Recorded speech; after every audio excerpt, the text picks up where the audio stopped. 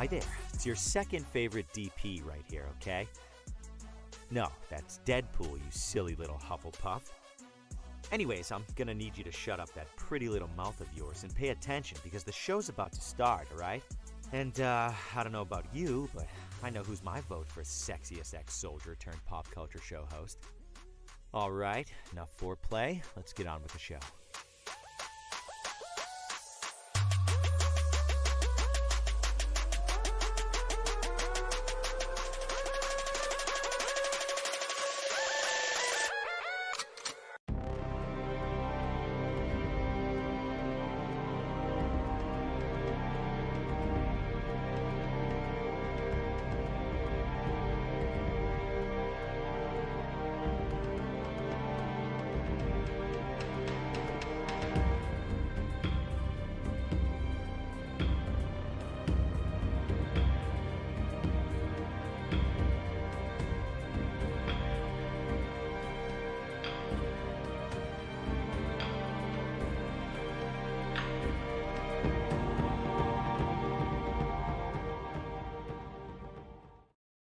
Broadcasting live from the basement of the Pentagon.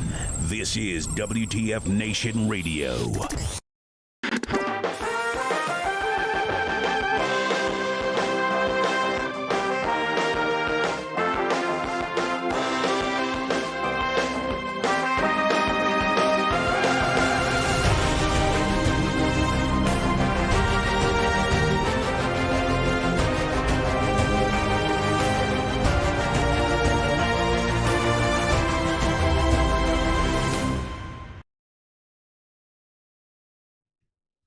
Welcome, one and all. Today is January the 10th, 2023. This is episode 119 of Pop Culture Warrior. It's the show where I stay up to date on all the ins and outs of what's happening in pop culture so you don't have to.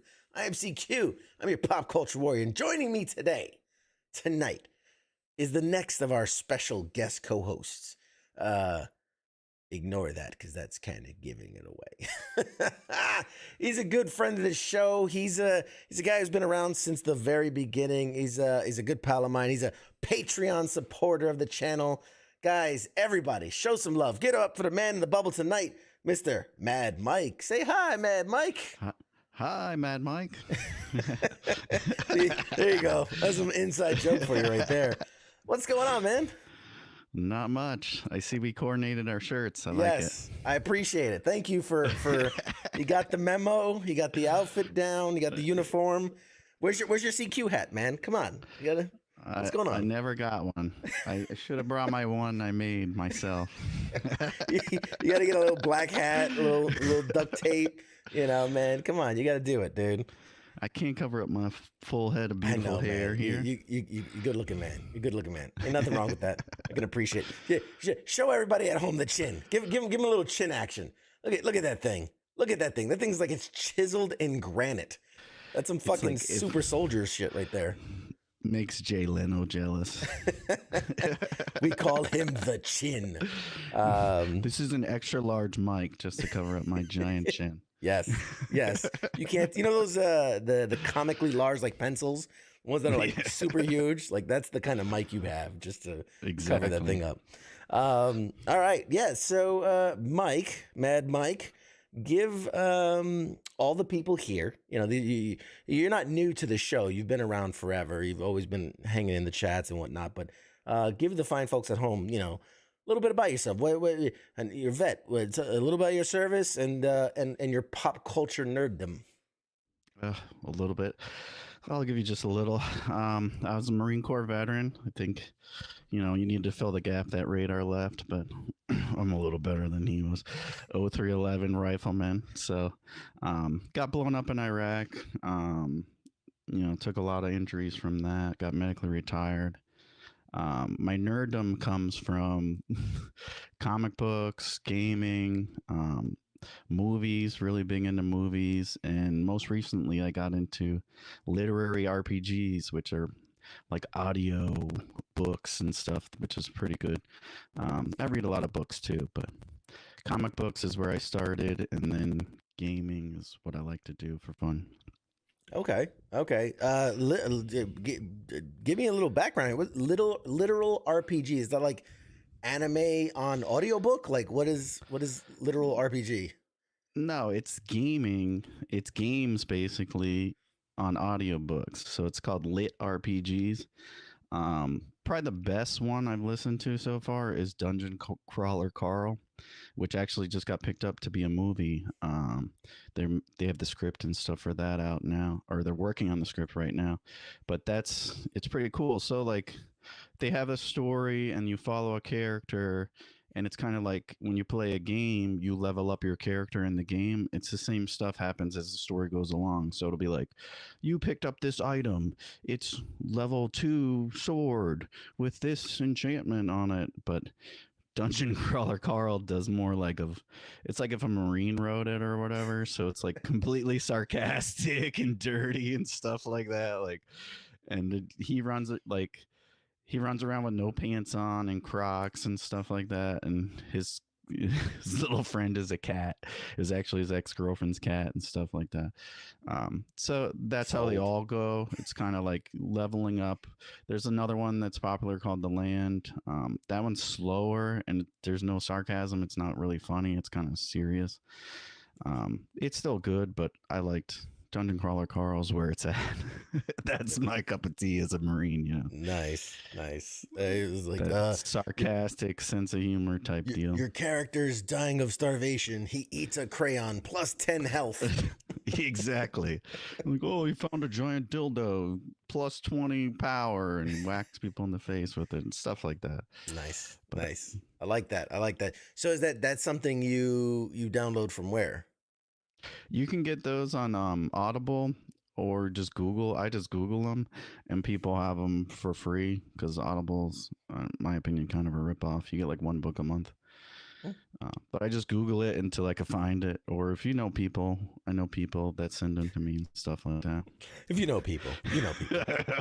I know people. Know people on the streets. I know people. So hey, everybody, quick shout out to hi everybody that's on. Who we got? I see Pete. I see Beth. I see Jeff. What's up, guys? The Angry Elf and Pookie and Heath. You guys are awesome, man. Hi. I got a guy from the Philippines, man. Hey, man. Good morning from the Philippines. How you doing?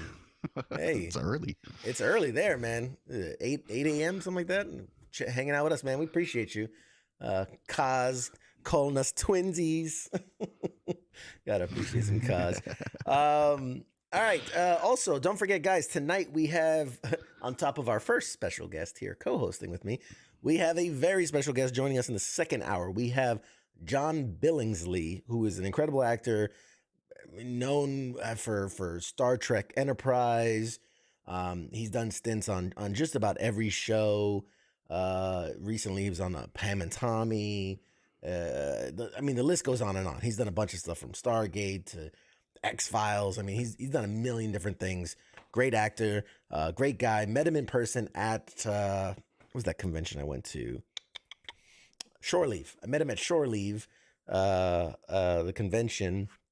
Great guy. Lots of fun to talk to. And I think we're going to have a really good conversation here in the second hour. So we have that to look up forward to. Let's see. Oh, also, I just wanted to thank you, Mad Mike, because you're one of the guys who's actually really contributed to this show. It was your idea. It was back when we were doing the segment, the Eat It, Would You Eat It segments. And you came up with a great catchphrase, the great line, which I stole and I'm going to continue to use, which is eat it or delete it. And I love that. I love that You're so welcome. much. I'm literally going to have a guy like make a graphic for it and like a whole thing just because I think it's awesome. It's great. Actually, I buy weird stuff now and eat it or drink it because of that segment. I had they had the Coke Dream. It's like Dream something. It's a new one they have. Yeah. Out. Yep. And I bought Exactly. that, and I drank it, and I was like, it tastes familiar or whatever. And I gave it to my wife, and because I was like, I don't know what it tastes like, but it tastes familiar. She's like, it's all the sodas.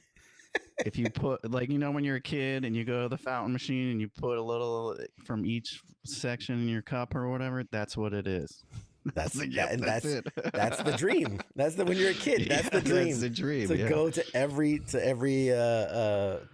thing and fill it all up. This is hello both of you. Shout out me, Jennifer Tom. Hi, Jennifer Tom. I'm watching in Hong Kong, but I came from the Philippines. Well, what's up? How you doing? Thanks for joining us. Thanks for it tastes like a smell. God says that the drink tastes like it smells. What does it smell like? Does it have a smell? It smells like Coke. I think they put the dye in there, and that's what it always smells like to me. I don't have a sense of smell. I got blown up. Smells like gunpowder. Does it always taste like burnt pennies? Burnt pennies? Is that a thing? No, that's just you. Why does everything taste like burnt pennies? I'm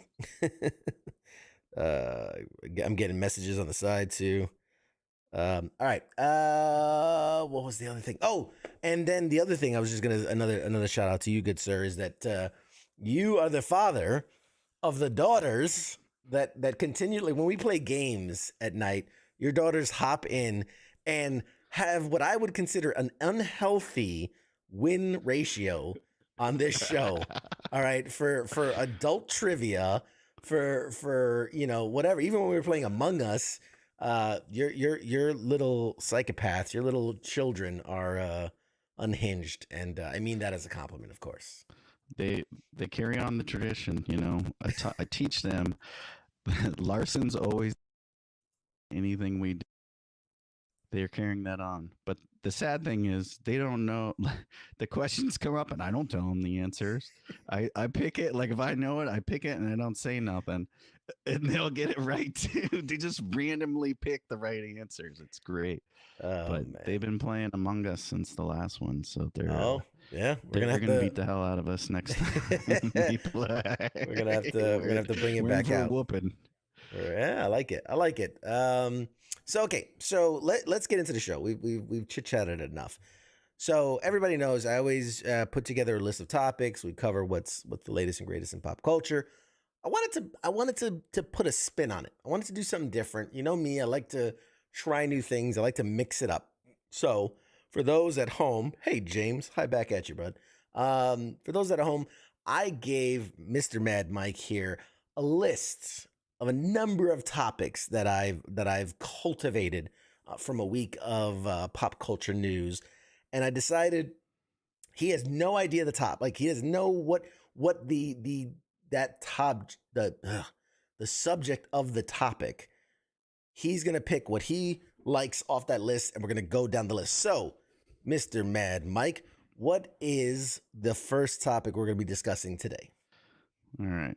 See, I didn't understand the requirements at first, and I sent you a list in order. So now I'm gonna just read tell off you the it list in opposite order to mess with you. Okay, I'm pick fly. one that I didn't send you. All right, I'm fly. Let's go Fallout. Ooh, okay, Fallout. So yeah, I gotta scroll through my list here. This is how unprepared it is. So Fallout, the latest news coming out of the Fallout series. This is gaming news. So Fallout 5, because remember, Fallout 4 is kind of where they left off the series. Fallout 3 was great. It was DC. Fallout 4 was amazing. And I think that was one, what was like in, wasn't it like Boston? I think it was. Like, I think the series was in Boston or something like that. And then they did Fallout 76, which was terrible. Whew, that was a swing and a miss. Regretted it. Yeah. You could have got your money back. They were refunding people for how bad that purchase was. Yeah, I did get my money back, but I still bought it and played it. Quick, hey, Charles, Jen, nice to see you guys. Thanks for popping in, man. Appreciate you guys. So, in regards to Fallout, the series, we talked about a couple weeks ago where Fallout is becoming a TV series. That's on the works. They're putting it together now. But on the gaming front, confirmed recently by Xbox and Bethesda that Fallout 5 is in the works. It is in the cards. It is coming. It says here that it might be a while before we actually get it, though. Bethesda is an incredibly busy studio, and due to the scale of their games, right? Every game they make is massive. They do take their time, but it's usually worthwhile. I mean, Take Yeah. Fallout 76 off the table. Most of their games are quality. Great. I mean, huge, massive games that you play for years. And I know people that still play Fallout games and all the other ones they put out. It has been 8 years since Fallout 4 came out. I know that's kind of shocking. I It didn't feels think it like was that long. yeah, it feels like it was sooner than that. And obviously they've released all the Elder Scroll games, right? You know, Morrowind and Skyrim and all those. That's another one that's getting up there in age. Starfield is a huge game that they're developing, releases this year, 2023. And it's so really between releases, you're looking at one of the biggest gaps the studios had between their major releases. But for those that remember, Bethesda was bought by Xbox. So one of the big question was, is the game going to be exclusive to Xbox, right? Because like if Xbox owns the company now, do they release Fallout for PlayStation? Do they release it on Wii or whatever the fuck Nintendo was coming out with at that time? So there's still not Scott says it's been like what 12 years since Skyrim and it's getting another update soon. Yeah, man, they put time and attention and love into these games, man. I'm telling you.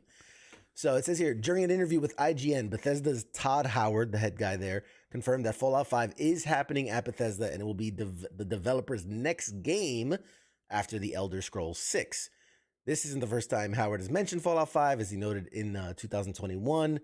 Yada, yada, yada, yada, yada. He says that, yes, Elder Scrolls 6 is in pre-production, and you know you're going to be doing Fallout 5 after that, so our slate's pretty full going for a while. Now, of course, Bethesda is owned by Xbox now. Starfield will be an Xbox and PC exclusive. It is expected that the Elder Scrolls 6 will also be an Xbox and PC exclusive. No word yet on what Fallout 5 will be, but we'll see. So you like the Fallout series, right? You've played before? Yeah, they're great. I played 3 and 4. I didn't play 1 and 2, but 4 I loved. It was excellent. 76, like I said, was terrible. Yeah. But they should just charge more for PlayStation. You want to play on PlayStation? Charge them $100. People will pay it. That's what you get for buying a crappy system. That, I've never had that thought.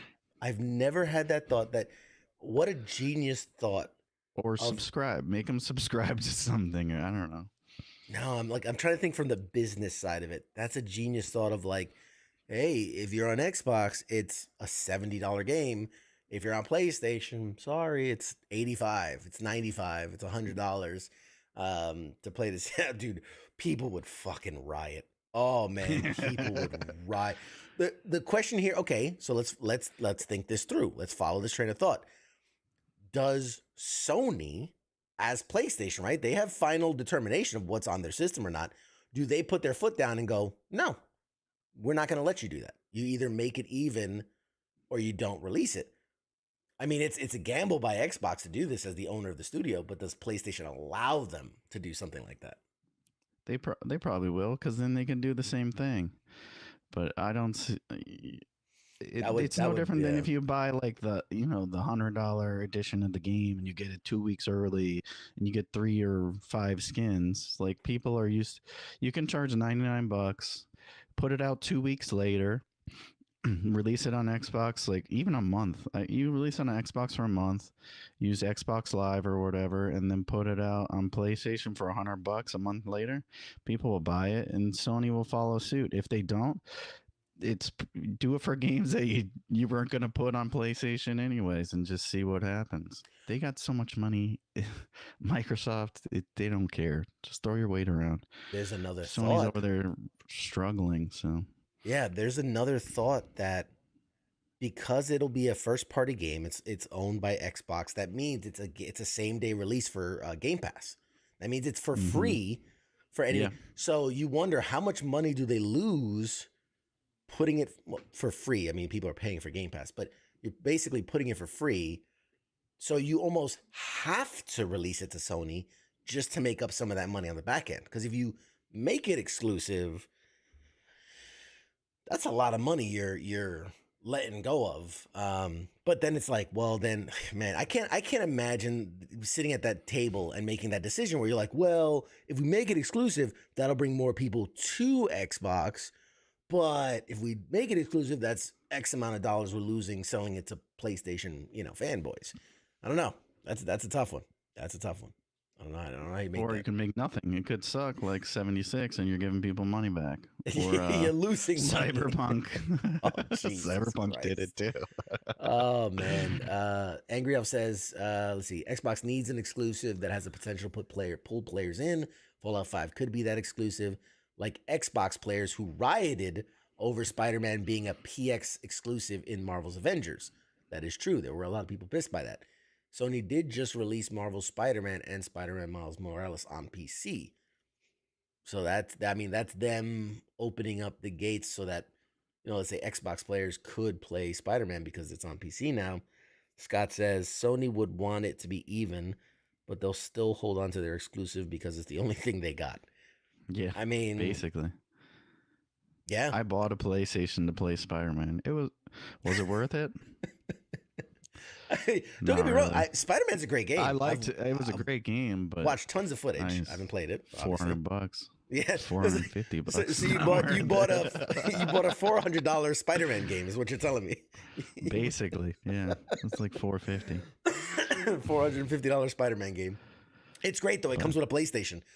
Yeah, exactly. You bought that PlayStation package, the one that you buy Spider-Man. It comes with a PlayStation, only $450. Fair enough. So yeah, all right. Next topic. That's you. That's the part where me. That's the co-host responsibility to pick out a topic. Let's go Face Off.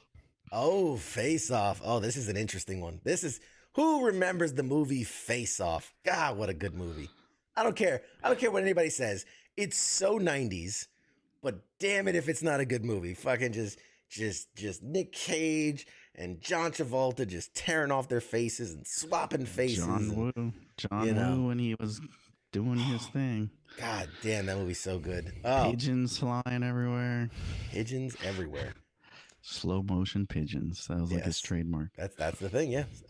So, reason I bring it up. What would you say if I told you, shocker, they're gonna do a sequel?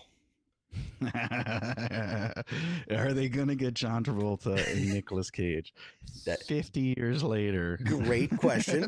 Great question. Look like trash. Great question. Which also didn't John Travolta's Nick Cage's character died at the end of that movie. I mean, as it were, or he was like slicing off his face. They can make him come back alive. I mean, they put his face. They put his face on someone else, but it's not actually him. What was his name? Like Trevor, something like that. It's like Trevor or something like that. So yeah, it's somebody else playing Trevor, but it's Nick Cage playing someone else playing him. They transplanted his mind now into their body. Yep, kept his brain. Exactly. So anyway, let me read this. A sequel to the beloved action film Face Off was announced back in 2021. This was a while ago. It was announced in the wake of the success of director Adam Wingard's. Is the same director that did Godzilla vs. Kong. So obviously, if you can manage Kong and Godzilla, you can manage fucking Nick Cage and John Travolta. Basically the same thing. Lizard Man, ape brain. I'm never getting these guys. Anyway, so original star Nicolas Cage recently hinted at what audiences can expect from the upcoming sequel. As one could imagine, there will be plenty of mistaken identities and face swapping, the concept incorporating more figures who will be going to covert in hopes of pulling off nefarious schemes. Given that when the project was announced, some audiences were nervous that the project would pivot away from the original characters, Cage confirms that won't be the case. And I quote, "I think Face Off is a sequel that lends itself to a lot of twists and turns and unpredictability," Cage said. "It's almost like if you factor in the idea of Offspring Castor and Sean having children, and those children grow up. Then it becomes like this 3-dimensional chess. And then it's not just the two, John Travolta and myself, it's 4 of us ping-ponging and going at different levels, and it becomes even more complex. I think there's a lot of fertile ground here. I had maybe 1 meeting in an office about it, but I haven't heard anything since, so I don't know. So he's a little out of the loop, but the guy that's the director has confirmed they've been working it. They have a script ready. He said the script for this was more daunting than the script he wrote for Godzilla vs. Kong Part 2, which is coming down the line as well. So, yeah, I mean, I don't know. Thoughts? What do you feel? Like, do you feel like this is something that needed to be done? Is this something that excites you? No, not by any means. it's like Fast and the Furious 12 or whatever they're on. No, I'll pass. Even that scenario you described by Nicolas Cage telling us what it's going to be about, I was like, no. First of all, he needs to stop doing drugs. Like we know you need more drug money. We get it. Like, okay, we're not going to go watch the movie, which I seen it like 20 times because my mom loved it, and we watched it like back to back, and it wasn't worth watching it back to back the 20 times that I saw it. It's maybe a 2-time watcher and then you're good. I don't need another one 25 years later with Nicolas Cage and John Travolta plus 2 other yahoos where they all switch each other's faces and now you don't know who's who. I want at some point, like, can we get Vin Diesel in there? Because the idea that, like, okay, now their kids are face swapping too, and it's like, okay, if the kids face swap, whatever. But it's like, what if John Travolta's character takes on one of the kids' faces? Like, it would. Imagine that, seeing his old either one Nicolas Cage on like a little girl's face, like, oh hey. Or even like some 25-year-old spasms and stuff. 25-year-old that has John Travolta's face. It's like, hey guys, it's me. Like, it's weird. It's weird. Just so weird and bad, and it just shouldn't be a thing. So, but the question is, maybe right? Direct to TV, like Peacock, someone struggling for like Netflix in 4 more years. And they cancel all their good shows. It sounds like a Netflix movie is what it does. It does sound like a Netflix movie. That's where it'll gain traction. No one's going to pay to watch. Nobody will pay to watch. Well, I know one person that'll pay to watch it. He has a show on Sundays, but everyone else won't pay to watch it. So you're saying there's no way this goes to theaters? Is that's what you're saying? Not by any means. I hope it doesn't. I mean, that's a direct to streaming type deal for somebody. So the question then is, could they, if you're going to make a sequel of a 90s, early 2000s movie, like, what other property could you, Demolition Man? Could you see a sequel to Demolition Man? Like, is that something that could be done? I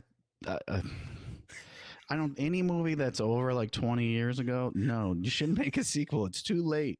I heard a while back they were thinking about doing Demolition Man Part 2. I'm not surprised. When Stallone was like going through a divorce, he's like, "Oh, what else I got? Did 80 Rockies, like 50 Rambos, Cobra. You want to bring back Cobra too? Like, come on." Stop or My Mom Will Shoot Part 2. Yeah, that's the sequel everyone's been waiting for. Kindergarten Cop 3. Because there was a sequel. There was. What movie you could do is Old School too. I would like to see that. That's the 2000s. Wait, say that one again? I feel like Old School too. Oh, Old School. Okay. Comedies, okay. I feel like you can do whenever, but the problem is everyone gets old. These guys are old. They were old when they did the movies, and now they're older now. They've been doing drugs for 20, 30 years, drinking heavily. They don't age good. Nicolas Cage has never had hair like his whole career. He's like balding when he was like 15 on screen, and now he's like 80. Did you ever see? No. There was like this behind the scenes back when they were talking about doing Tim Burton's Superman with Nick Cage as Superman. did you ever see like the footage that they shot with him in the suit? He had Yeah. long hair. It was so creepy. It was very It creepy. was so creepy, guys. If you're Google it, Nick Cage as Superman. Man, he's in this flesh body suit, So no tight. cape, which makes it even creepier for some reason, and then just this long, weird black, Like Con oily hair. Air-esque. Yeah. It's like Con Air. He finished Con Air and he like didn't shower for a month and went in and tried on the suit. So oily and so greasy. It's a documentary on that too. Yeah, It's pretty good. So strange. So yeah, there's that. Was it Ice said, give me the sequel to The Last Starfighter. I mean, you're going That's really old. way back You're on older that. than us. Dating But yourself. here you go, Pete. That's a great example. He says, if it shouldn't be done, explain Top Gun Maverick. I mean, I thought it was a terrible movie. You thought it was bad? You made me watch it. I bought that thing for $20 on pay-per-view, which I want a daggone refund for. It was so predictable. And it's the guy's 50 and he's 5'2". Like, he's not going to be a fighter pilot. And let alone they're not going to go to combat with him. He's an instructor. Like, stay in your lane. Get out of here. I mean, look, there were certain parts that I did like. There's certain parts I thought were you fell for the hype. You fell for the hype. No, I enjoyed parts of the movie. It's a Scientology hype video. I enjoyed parts of the movie. For me, the most unbelievable part of that movie, Tom Cruise. They should not have him in the movie. Tom Cruise is an Just action kill him star. off. Have Val Kilmer start the next cast and call it a day. No, yeah. The He most should not be doing unbelievable anything. part. The most unbelievable part in a movie that you truly have to suspend disbelief.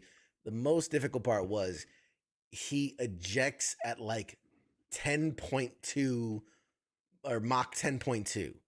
Like, he would have been liquefied as soon as the thing as soon as the decompression, like not even like him being thrown into the wind at that speed, but just the quick decompression would have just he would have just popped like a balloon. Mush. Yeah. This has been a spray, a pink mist in the air. I'm like, oh, well, he had a good run. Died doing what he liked. Turning into pink mist. That part where I was like, all right, you got to give me something like, the thing broke and then it started coming down. And then once it was at a much slower speed, he ejected. Okay, I can kind of buy that. But fucking ejecting at Mach 10.2, he would have been liquid, less than liquid. He would have been steam at that point. You know what did it for me was the bar. There's no way in hell that bar would still be there for 30 freaking years. Yeah. In the middle of a desolate beach after COVID, and that's still there with 2 people working? I don't think so. Plus, you got a bunch of Navy and Marines in there. That thing would have been burned down or full of urine and semen or something. That it would be a health violation. They would have closed it down. Yeah. Let alone the piano still works. Yeah. Angry Elf says, CQ, these hypersonic ACs do not have traditional ejection system. Well, they don't need a traditional ejection system. It just needs to be like a tube of toothpaste, right? It just a little flap opens and then the liquid that's left of you just kind of drools out the back. I mean, that's the ejection system of the plane takes a poop and you just fall out. Anyway, fall out. Shoot him out the bottom, just like fire Tom Cruise out of the plane's butthole. Flush him like the turd he is. He just spins and then falls out. All right, what's our next topic? Let me pick the next one. Let's do. We're on talking about crappy stuff. Let's talk about Gotham Knights. Oh God. No, why did you pick that one? All right. All right. This is your bread and butter Warner Brothers television shows. Oh, man. All right. So, not Gotham Knights, the video game, which wasn't half bad. Gotham Knights, the CW TV show. Has a release date, March 14th. I have the trailer for that show. I don't think I could subject you all to it. I do not think I think it's wrong if I play it for you now. It is a 3-minute, 20-second trailer, and it is by far the worst thing I've ever seen as far as superhero TV shows go. I mean, it is so... It's bad. It's bad. I can't do it to you guys. I can't do it. I can't subject you guys to it. So I thought they were canceling all those shows. Why are they releasing this one? Like they canceled, was it Batgirl? Yep.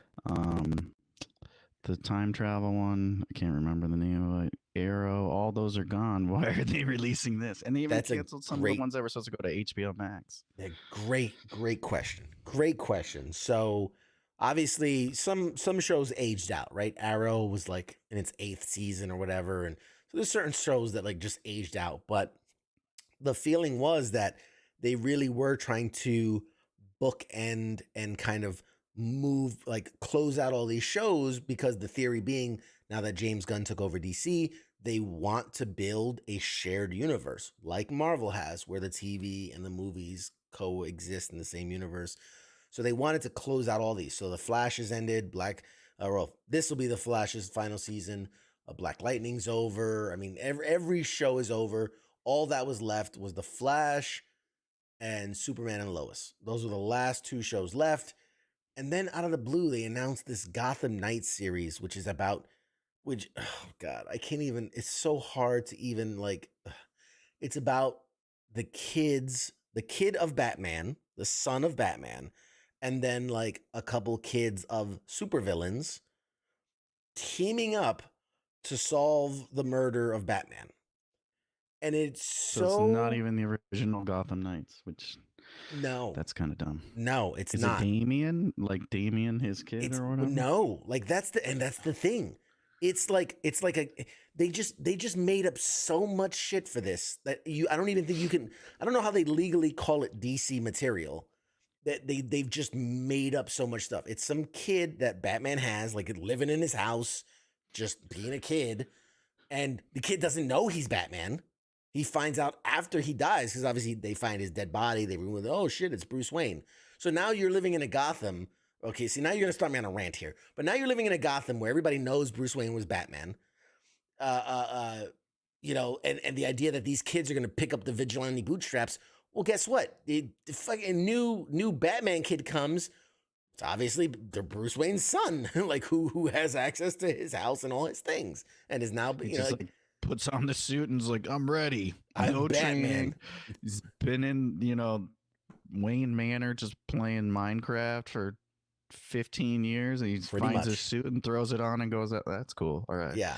And then get his butt kicked right away. And then like one of the kids that he links up with that was suspected of the murder is like the daughter of the Joker. Like, okay. Sure, that makes sense. And then there's this random kid that Batman apparently had been training in secret, who's going to come help them and get them ready. And like this little girl, and she's like, I'm Batman called me his little Robin, wink, wink. And it's like this is what we're doing. This is what we're doing. I mean, it's so okay. Okay. Forgive me, guys. That's sad. I'm gonna play this trailer. It's so bad. We'll see how far we can get into it. It's so not good. It's so not good. But I'm gonna go ahead. Mike, you can pull up the feed on your phone or something. But I'm gonna play it for the audience. It's oh God, it's so bad. All right, you asked for this. You people asked for this. That's all I'm gonna say, because it's so bad. All right, here you go. Let's see. All right, that was Gotham Knights. I warned you, people. I warned you. I told you. This guy says God called me his little Robin. It makes Batman sound like a pedo. I told you. Oh, it's so bad. It's so bad. I don't know. I don't know. Mike, we were just talking about I wonder if they are intentionally bombing this thing. The other thing is that trailer came out like 3 weeks ago. It came out about 3 weeks ago. And I only just recently found it. Like that, they kept that shit under wraps. They're like, we don't want people to see this. They didn't tell anyone the release. They didn't tell anybody. You just slipped it out there. It's so funny because the reason was they made an announcement. Next season of Superman and Lois is coming out March 14th.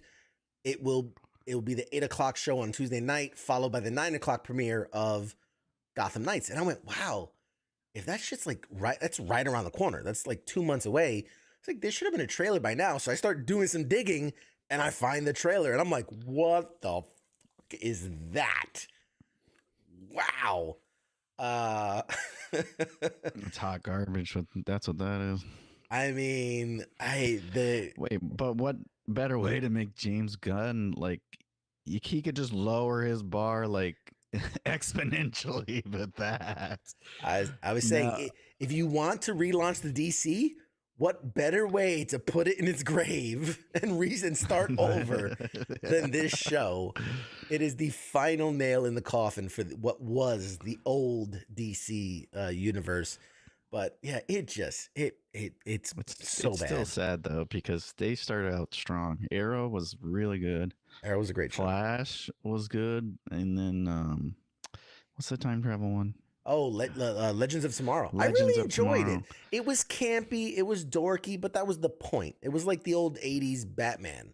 You know what I mean? Like it was meant to be campy and silly. I really enjoyed that show. I was sad when it got canceled. It was like the first one to get canceled. Stargirl. The girls like Stargirl. That was a good one. Stargirl. Some of them, I mean, they're targeted towards tweens, so it's campy and whatever, but that was before Marvel came out and gave us what we wanted. So that's all we had. It was you watch DC animated features, which they always do a great job on. Those are some of the best movies you can ever watch. Yep. And then we had that live action Arrow, which now you have this. Yeah. Flaming hot turd. Angry Elf. That's actually a great point. He said it reminds me of the old Birds of Prey show. Remember that? Did you ever see that one? Yeah. Like the bad like the Witchins of the Coven kind of like Birds of Prey. Like that was rough. Scott says if they release this, I'm still blaming James Gunn for it. Well, A, they are releasing it. And B, I think it will be off TV as fast as it got on TV. So is he doing any, like, are they doing any CW shows, or is he going to only do like HBO Max and movies? So that's the thing. There is no official declaration one way or the other of the plan to move forward. He's only made statements of like, Henry Cavill's out, like we're moving past what is currently here. We're gonna take it over. But then there's like inside conversations where people are like, yeah, everybody's out except Jason Momoa is still gonna be in, but he's gonna play a different character. Everybody's saying Lobo. And then somehow James Gunn's Sinister Six, fucking Suicide Squad, will still be in play on the new DC universe. So like, it's weird because there's no official word yet. It's a lot of he said, she said. But I do believe that they're trying to wipe the slate clean, and they haven't announced any TV shows, but I have to imagine that if you're gonna cancel everything, it is so that you can replace it with new stuff. You have to imagine. The only thing confirmed moving forward is obviously the Batman new universe. That's its own thing. The Joker universe, Duel of Joe or some shit like that, with the second one where it's gonna be a musical. That's its own thing. And then outside of those two entities, the theory is they want to bring a connected universe forward. But again, it's just this weird mixed messaging where you've got the Batman, you've got the spinoff of Batman, which is the Penguin show. Then you got the Joker doing his own thing, and then but then on the other hand, you're saying you want to build a connected universe. I mean, it's tough. It's tough to do, man. It's tough to do. They're funding. They're using those things to fund James Gunn's next projects. Is what it is. They're like, Batman was great. Let's keep on with that. And Joker made a bunch of money. We'll mess that up. You got to get the money from somewhere, and that's how they fund it. That's all it is. Yeah, I don't know, man. Well, we shall see. We'll see. We shall see. Yeah, you can't be Marvel right out the gate. I mean, they could have, but they chose to just grab money, which is what Warner Brothers always does. Yeah, I honestly, I feel like here's how you, I don't want to say out Marvel, but how you can tap into their success without really formulating it their way, right? Because the idea would be do a Batman movie, do a Superman movie, do a Wonder Woman movie, do Justice League, right? Like that would be the Marvel way.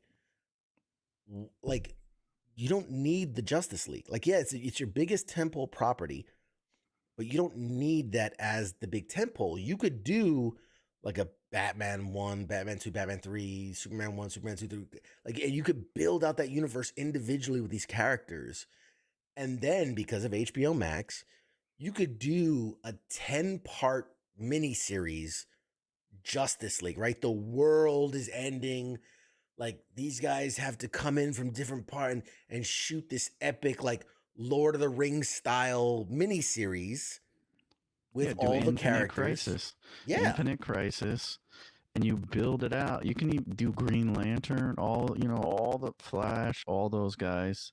Do 1, 2, or 3 movies each, make billions of dollars, and then do 10-part HBO Max. You'll get HBO subscribers. Yeah, people will love it. You have a story already there. The problem is they don't plan. They're just like, oh, what do we got today? I don't know. Let's throw out a Mr. Freeze movie. It's been 3 weeks. Nobody's even seen Mr. Freeze. It's like, well, just make it work. We'll throw in Batgirl in there. Yeah, we're gonna do a spin-off of what's the oh god, what was the Clayface? We're gonna do a Clayface spin-off. But we haven't even introduced Clayface in the series. This is an origin of his son's cousin, and we'll spin that off into a 3-part miniseries. And I was like, dude, who's Batman's dog? It's like, what? There was Super Pets. Don't joke. There was a Super Pets movie. I saw it because the kids saw the preview, and I watched another movie, and we had to go watch that. Sure, the kids wanted to see the Super Pets movie. It's okay. No, you're no less of a man if you wanted to see the doggies play. And then on top of all that, and the last thing I'll say about this is that whole Black Adam fiasco, where it was so hyped and was meh, and then you had Dwayne "The Rock" Johnson, who I mean I do respect as a businessman, as what he's built for himself. I do have a lot of respect for. But like you hear these stories of how like he was trying to position himself into like taking over the DC, and he was going to be the guy, like he was going to have James Gunn's seat basically, and directing what was going to happen, and he was orchestrating the return of Henry Cavill, and like he was doing all this shit behind the WB's back, and then made them foot the bill for it, and they were not happy. They were not happy about it. I mean, and then like him, he has his tequila, was it Terramacca's tequila, whatever. Like for the premiere of the movie, he made them put tequila bars in the. It's a PG-13 movie, and they're serving tequila. Tequila. You know what I mean? Well, it would have made it a lot better movie. A little bit of medicine, a little bit of sugar makes the medicine go down. Oh, this movie was great. It was so good. I don't remember the back half of it, but I can only imagine it was mind blowing. Yeah, no, it's true. It's true. What's it? Okay, one more. I think we can fit one more topic here. One more. Let's go out with the old. We got steady Ant-Man. Let's talk Marvel. Oh, Ant-Man. Tried and true. Tried and true. So now this one is a trailer I'm happy to show. We're gonna show. They just released. If you guys haven't seen this, oh, you're in for a treat. Now this is how you get people excited. This is how you do a trailer. We're gonna go ahead and play this trailer real quick for you guys before we take a break. So let's do that right now.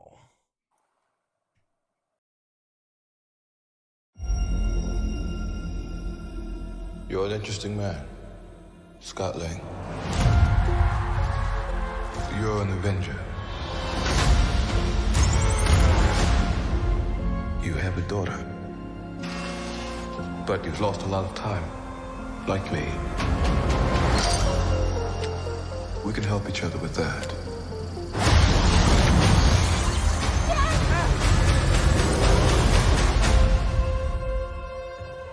Who are you? I'm the man who can give you the one thing you want. What's that? Time.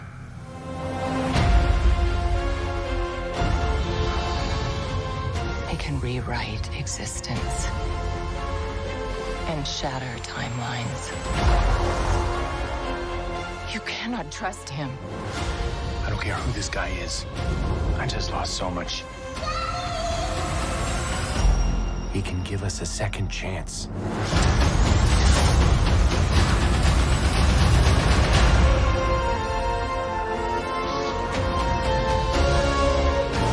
Let me make this easy for you.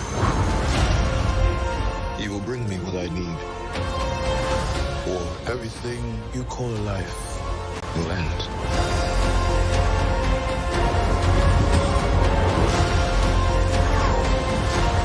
This is all my fault. You may not want her to watch this. We had a deal.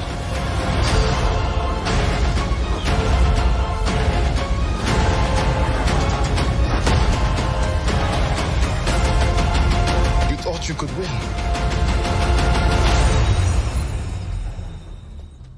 I don't have to win.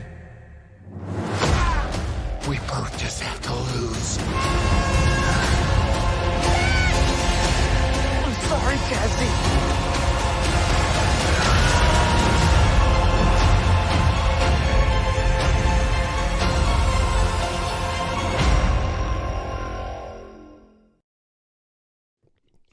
All right, that was the Ant-Man and the Wasp Quantumania trailer. God, that thing looks so good. Great. And yes, Angry Elf out there, I've been saying it for years. I've been saying it since they announced it. I do think that MODOK is actually going to be Yellow Jacket, and that he was in the quantum realm and that whole thing. And I think I think that's what it's gonna be. It's speculation. I don't know. I'm just guessing. All right, guys, we have reached that time of the night. We're going to toss to a short break, and we have our guest standing by in the green room. We'll be getting with him in a moment. Mad Mike, thank you so much for joining us tonight. I appreciate you sitting side saddle. Hope you had a good time. Any parting words you want to give the audience? No, it's great. Thanks for having me on. Stay tuned, everyone. There's more to come. Yes, very exciting. All right, everybody, give a warm farewell, bit of fair adieu to our friend Mad Mike who joined us tonight. And we are going to jump to a quick break. We'll be right back with more. With more. Man, I can't. Tonight, my just words tonight are. It's the beard. It's that beard. You got to shave that thing. My words are tripping over my beard. Yes. We'll be right back with more after this. Nailed it. All right, guys, we'll be back. Shots.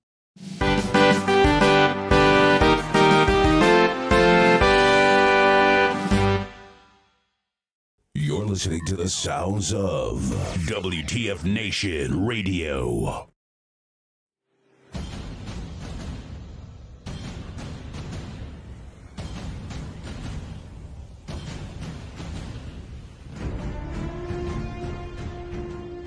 Hey, you there? Yeah, it is right, you. Let me ask you something, alright? Where the hell do you think that you're going?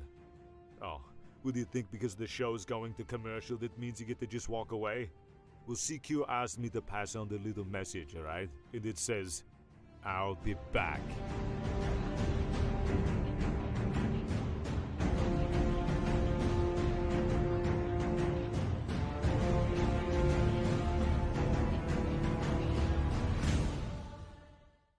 After all I've done, do you love me now? Do you love me now? After all I've said, running through your head, do you love me now? Do you love me now?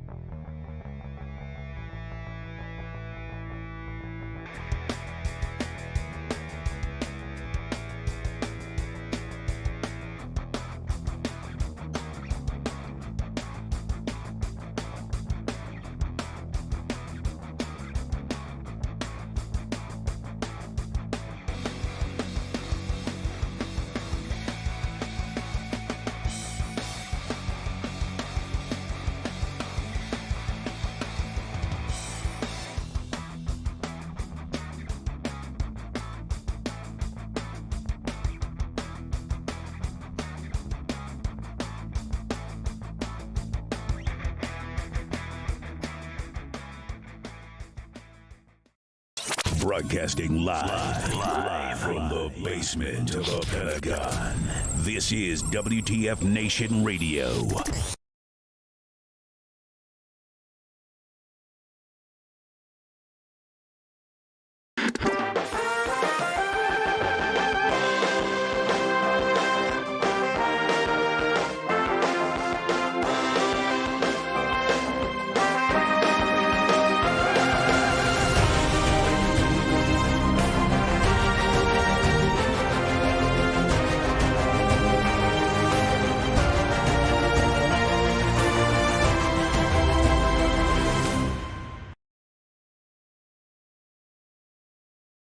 Hey, everybody, welcome back to Pop Culture Warrior. I am, of course, your host, CQ. I am super excited for my guest tonight. My guest tonight is an incredible actor, best known to Star Trek fans for playing Dr. And you got to forgive me, I'm gonna probably butcher these words, Phlox, the I'm not good at words, Denoblian Chief Medical Officer of the Enterprise NX-01 on the hit show Star Trek Enterprise. He starred opposite Denzel Washington in the feature film Out of Time. He's appeared in the awesome disaster movie 2012. He's also starred in the independent film Breathing Hard, which won a number of awards on the festival circuit. He's been a series regular on The Others and guest starred in other television series, including The West Wing and X-Files, 24, True Blood. Most recently, shows like The Rookie, Station 19, and Pam and Tommy. Without any further ado, guys, I'm going to just jump right into it. I'm going to bring him right in. Let's get into it. Everyone, please give a huge welcome for Mr. John Billingsley, everybody. Yay! Woohoo! Now, everything is perfect. Denobulin. Very good. Man, that's a tough one. I couldn't pronounce it on my show. That's why you don't see a lot of Denobulans. You see Klingons, you see Vulcans, you don't see a lot of Denobulans. So it's so easy. They got it so easy. That's so easy. Well, thank you for joining us tonight. We're so excited. The audience is hyped. Guys, as always, if you have questions for Mr. John Billingsley, please put them in the chats. We'll read them off as they come through. Otherwise, we got a great interview coming your way. So first off, same as we do with every guest, I would like to ask you, sir, what is your military connection?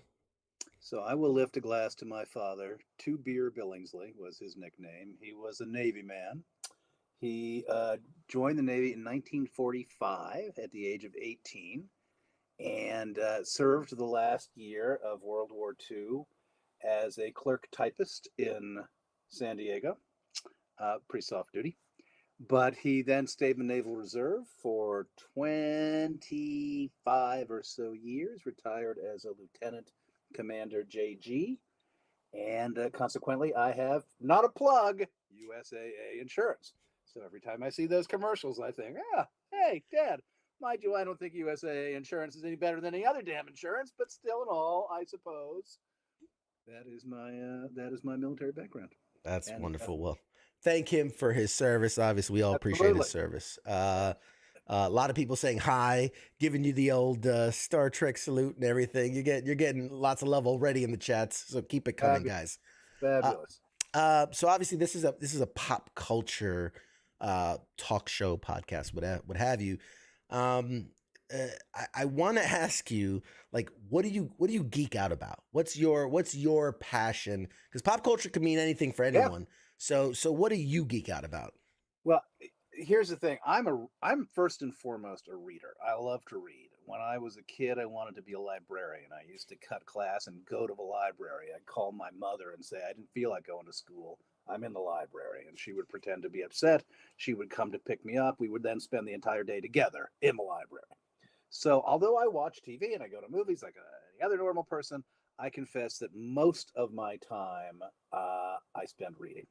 So in the reading world, I have my favorites, but in the film and television world, you've probably got a guest on who is much less versed than most of your other guests. Okay. You'd be surprised, but go ahead. Go okay. ahead. All right. Recently, I would say things I have dug. I really enjoyed Better Call Saul. I've been enjoying Succession.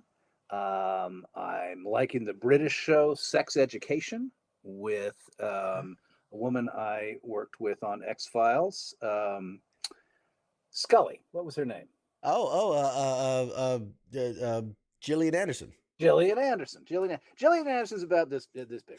And I had a scene with Gillian Anderson where I had to grab her from behind, and I had to do it in such a fashion as not to touch any of the objectionable areas, which was extremely difficult, I have to say. Gillian Anderson, I'm sure she's a fabulous actress, and I'm sure she's a fabulous human being, but you do not want the job of trying to grab Gillian Anderson without touching her tutors. Yeah, but there's just not much there's safe not space. There's not enough safe space, exactly. I realize I digress from your question, but no, not at all. I am 90% digression and 10% water. That's outstanding. No, this is freeform, man. We're just gonna go for it, and wherever it goes, we're gonna enjoy the ride. We already got Lucas in the chats who says, "I enjoy John Billingsley in anything he does." Oh, bless you, because you haven't seen me in everything I did. Let me direct you to some of my all-time least favorite parts. 7 Hours to Judgment, Shredder, Orpheus. Those are two big stinkers. I'm not going to go down this road. Why do I do this? Why do I engage in self-abuse in this fashion? I tell you, some of the best are self-deprecating. So I do a lot of stand-up comedy, and you know what? Self-deprecation, it's your bread and butter. It's money. Yes, exactly. Question from Rob in the chats. Rob says, would John, if offered, return for a revival / another season of Star Trek Enterprise? I don't think it's likely you'd see another season of Star Trek Enterprise, but every now and again I hear some rumor that Dr. Phlox, who was the only, of course, now living Enterprise cast member, being a Denobulan, we lived about 433 years old, who could theoretically appear on some of the other shows. So yeah, bring it on. Particularly because they don't make 22 to 26 episodes. Back in the day when I was doing network television, wearing a rubber head for 22 episodes, that's a lot of rubber head wearing. Yeah. And we're gonna dive into that because I'm very fascinated by all aspects of the prosthetics and the thing. So we'll get into that. I think if I could write my own ticket, I would be a cartoon character. Now that I would have to wear a rubber head for that. I could be on Prodigy. I could be on Lower Decks. Yeah. Lower Deck. Hey, if the Lower Decks people are watching, get me on Lower Decks. We're gonna clip that. We're gonna put it on social media. We're gonna make it blow up. You're gonna get an offer. Blow up. That's right. And my own show I would do, which is Old Fat Phlox, which begins with Old Fat Phlox sitting on a box, and he's talking about old times back when I was a Starfleet. All sorts of adventures. And then you'd have flashback music, and young actors would run around in their underpants, acting out all the things that I did. And then it would come back to me at the end. It would be, stay tuned for another episode of Old Fat Phlox. And I'd be number one on the call sheet. I'd only have to work half a day. I'd make a lot of money. I'd wear the rubber head for that. Yeah. You got to get the gig where you're doing the voiceover, right? You're just the narrator of the show, telling the adventures of him. Right. That's right. I'm old enough to remember Death Valley days. It was like somebody would come on and say, "Oh, here's the story of the Old West," and they weren't in the fucking episode. They made a fortune. I'll take that job. Yeah, I'm with you, man. Sign me up. I'll back you up. Yeah, I don't see that getting picked up, unfortunately, Old Fat Phlox. But if I mention it on every single interview from now until the end of time, eventually I'll only increase the likelihood. There's got to be a ton of fan fiction out there with Old Fat Phlox. Old Fat Phlox, yeah. Oh yeah. As I understand, well, not any slash fiction. I doubt very much. I doubt I feature very often. Yeah, I would not be obvious. Yeah. And so Armin Shimmerman and John Billingsley are holy cow. And honestly, you had mentioned, being a book reader is kind of something you geek out to. I mean, your background obviously says a lot. And we discussed this real quickly before we started, that I had read a quote, and now this quote was from, I want to say like 2013 or 2007, like years ago, and it said you had over 5,000 books, and you said, what are we closer to now? I don't count them, but my guess would be somewhere between 12 and 15,000, I suppose. This is one room, and then all the other rooms are equally. What I have is an extremely, extremely patient wife. When we first married, she said, as long as they're on shelves, no stacks. Well, as you can see, that's a stack, there are stacks. And my wife now is just, she's given up. She's given up. She's given up on me. She's given up on my foibles. Somehow she's not given up on the marriage, but she's given up on all the characterological deficiencies. I don't think it's given up. It's settled in. It's accepted. You're not a married man. It's abject surrender.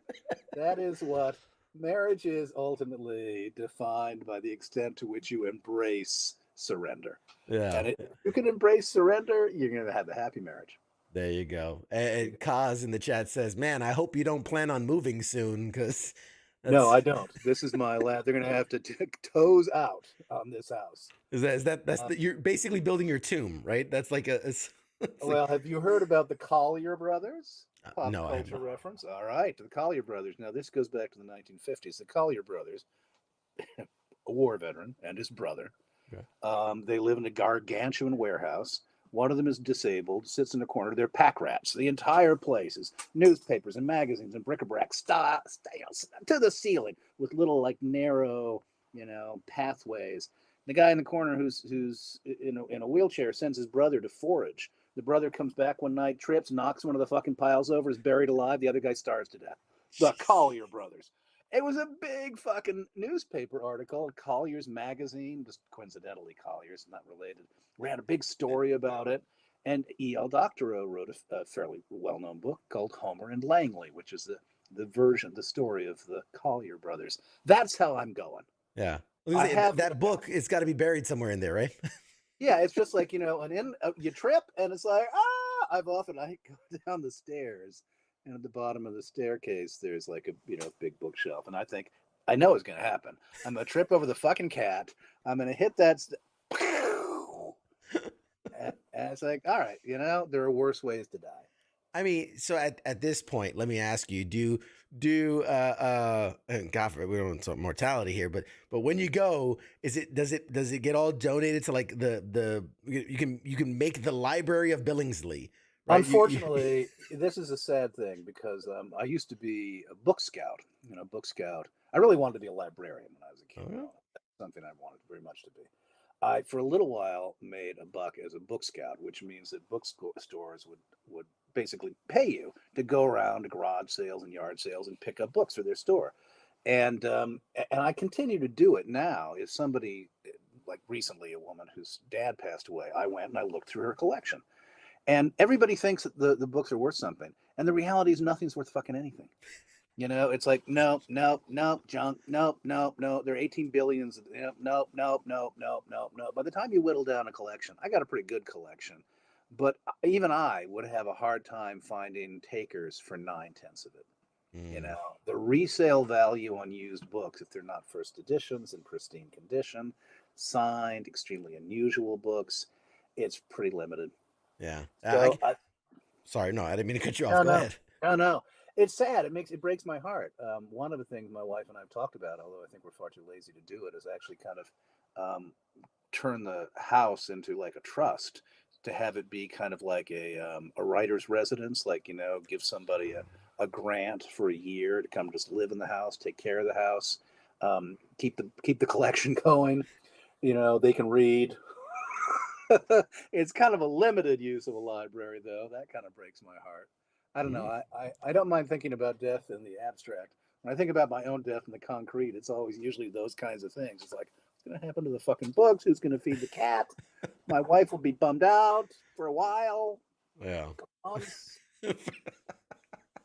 Yeah, she'll it's like, she'll be fine, and then she'll move on. It's fine. I do the same thing. My wife, I'm like, she'll be so sad for like a week, and then start hitting the beaches. And the reality is that both my wife and I know, would be devastated, which is why I keep pitching to her the idea of a balloon accident. Like when both of us, if like we're both feeling kind of under the weather, it's like, you know what?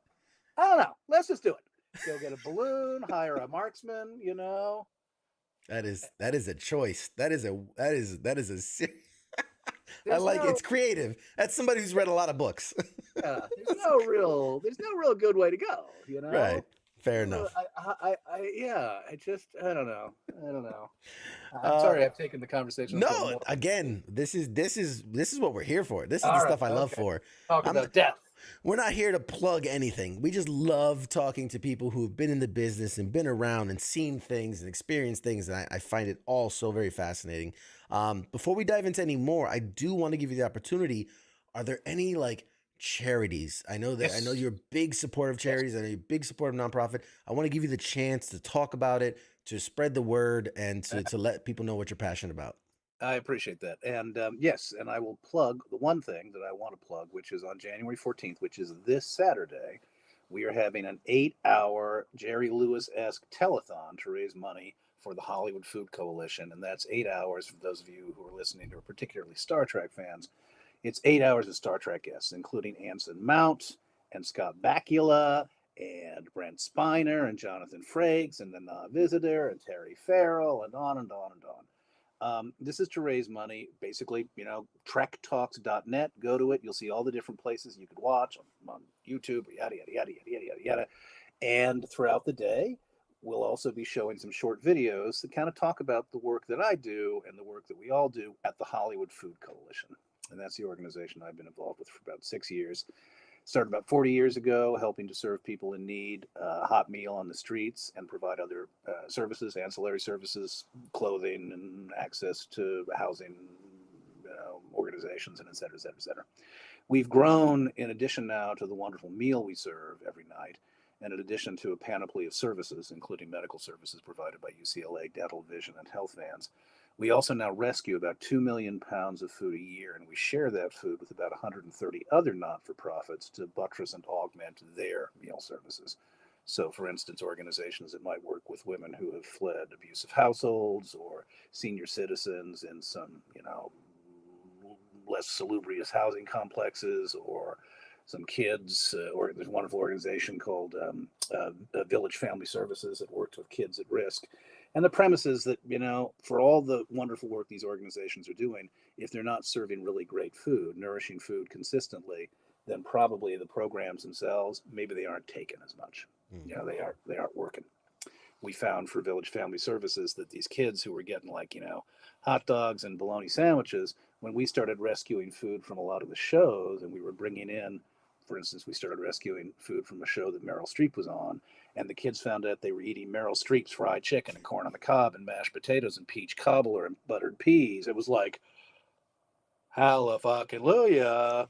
And surprise, surprise, attendance was up, participation was up, yada, yada, yada, yada.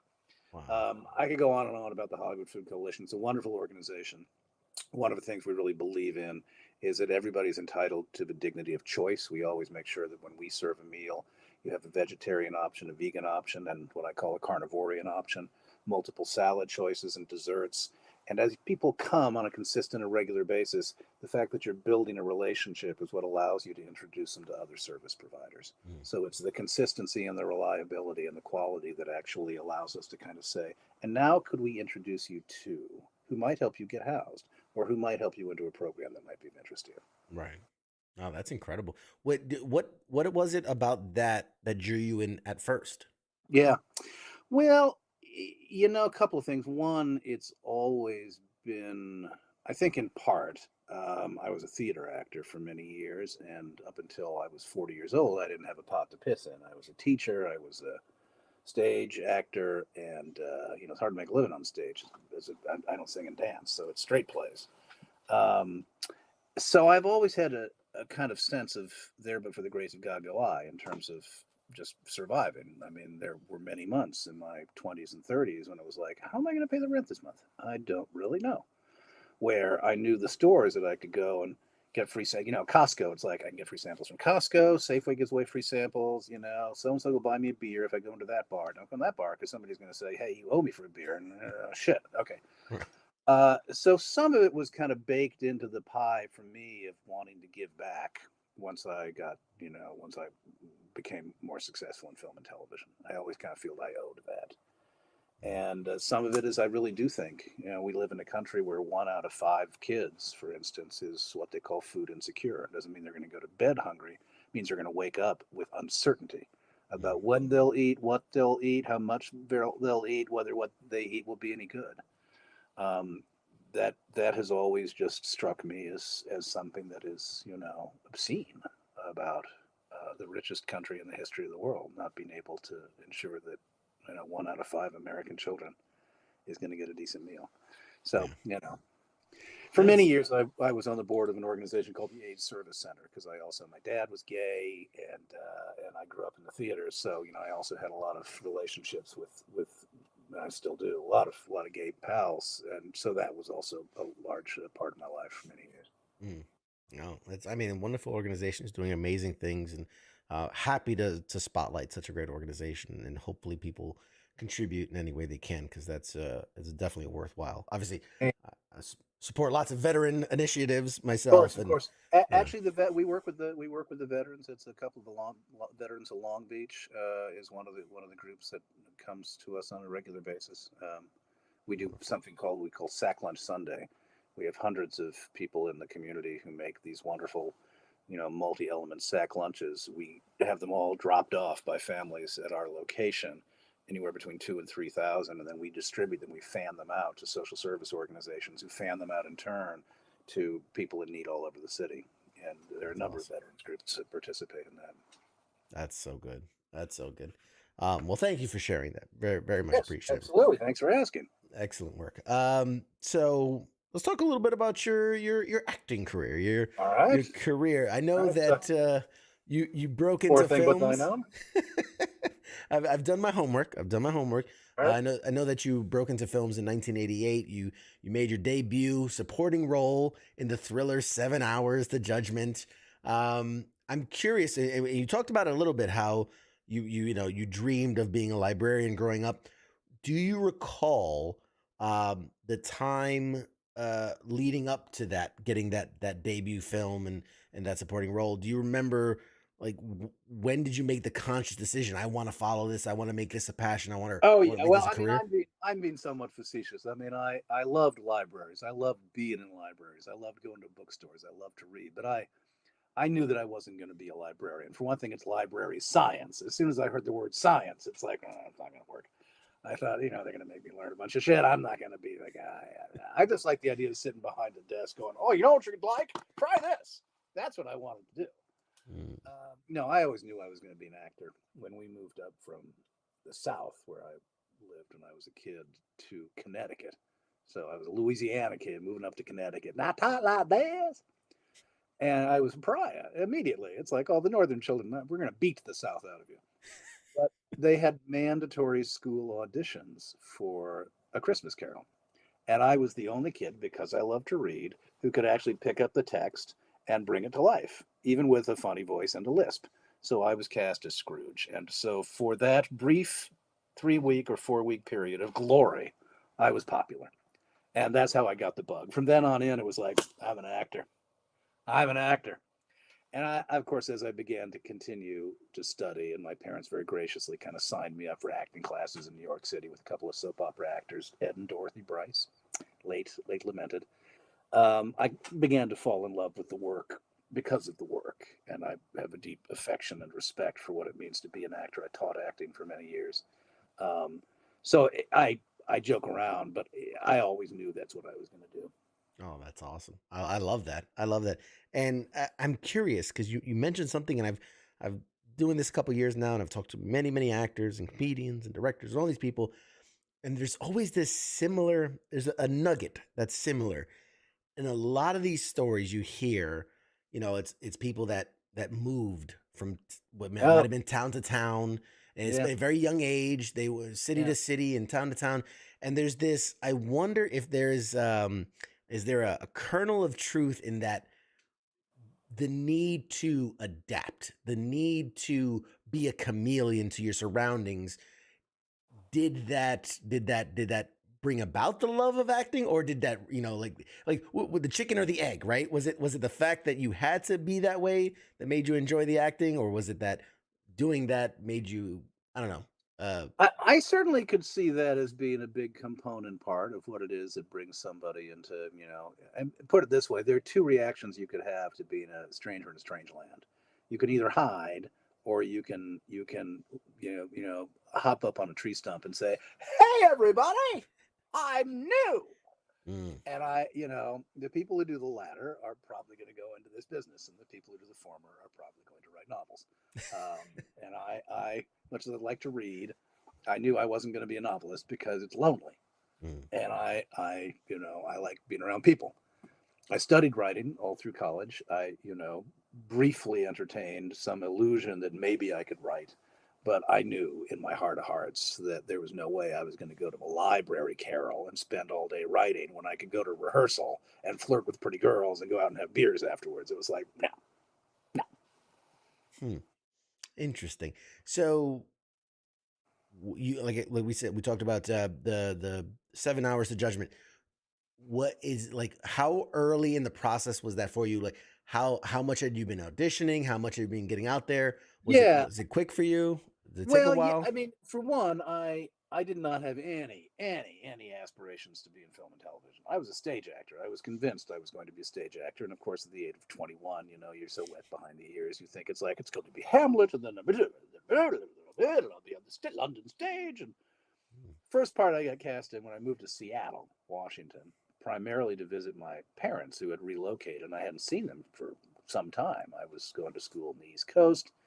They moved.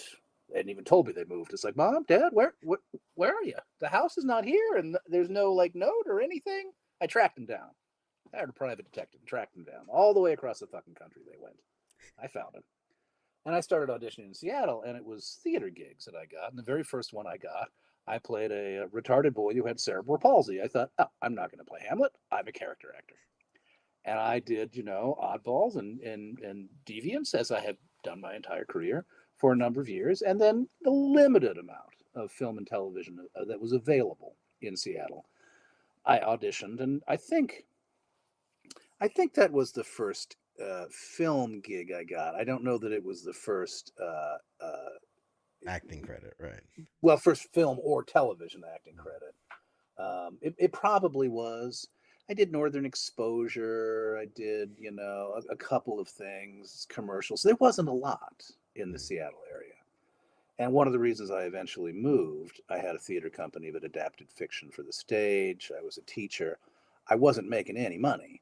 And there was even less film and TV after a certain point. It all went to Canada than there had been when I first moved there. I thought, all right, and my first marriage ended. It was like, okay, I gotta make a change. So I moved to LA, got into film and TV, and I haven't done a stage play in 10 years or more.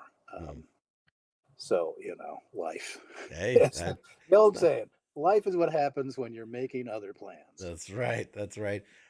From Captain Wayne in the chats, he says, I bet the West Wing was interesting. Any fun stories coming out of that episode? Yes, for those who didn't watch the West Wing, there was an episode, Big Block of Cheese Day, which we did a couple of times, which is when in the Bartlett White House, the administration says that on a given day, all the high-level staffers have to meet with every lunatic knocking on the door for an appointment. This had to do with back in the days, one of the presidents invited everybody in to eat of a big block of cheese. Big Block of Cheese Day.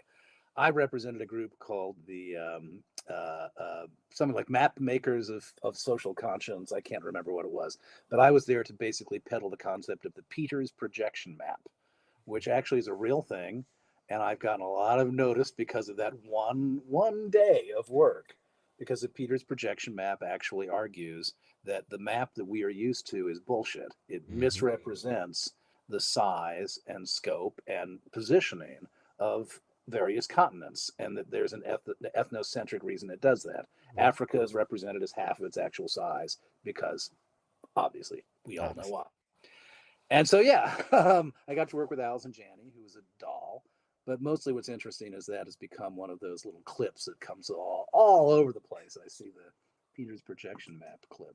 Oh yeah, I've seen it quite a few times. So we'd be remiss if we didn't talk a little bit of Star Trek, because I don't want to be remiss. We'd be remiss. I'm trying to use big words like you. Okay, I was in the infantry. I was a grunt. I know very little big words, but I'm trying. I want to sound smart. Hey, believe me, I was in the Denobulan infantry. I was a medic in the Denobulan infantry. I should have started with that. Yeah, that's your military connection. My military connection. Yeah. I didn't think, frankly, when that came up in the storyline, it's like, I don't know if the Denobulans have an infantry. That doesn't seem quite. I Maybe. mean, it's they got to put the dumb people somewhere. I'm just saying, like that's usually where they put the infantry guys. Those are the dummies. So I mean, you did 91 episodes as Dr. Phlox, and when you get so I'm trying to, before we talk about like the prosthetics in it, because I'm sure that's extensive and a lot, but when you first find out, okay, you're going to be in this show, in the Star Trek, which is at that point, I mean, it has a rich history, decades worth. I mean, what does that mean to you outside of, hey, it's a job and I'm getting paid? Like, what did it mean to you when you first booked that role? That was no small, I mean, to the extent that I'm dancing, it's because I got a house. I can buy a house. Of course, it only went 4 years, not 7. But at the time, one had reason to believe that if you got a Star Trek show, your next 7 years were accounted for. I was not a huge Star Trek fan. Doesn't mean I didn't like Star Trek. I just wasn't a huge television watcher. So I've never been able to say, oh. But I certainly had my finger on the pulse of popular culture enough to know what it represented, and it represented a significant life change for me. And I knew instinctively that I was going to love the fact that I could travel the world for the rest of my life on the company dime because I was on Star Trek, or that I could go into a bar anywhere in the world and say, if I'm just loud enough, back when I was on Star Trek, and somebody would buy me a Manhattan.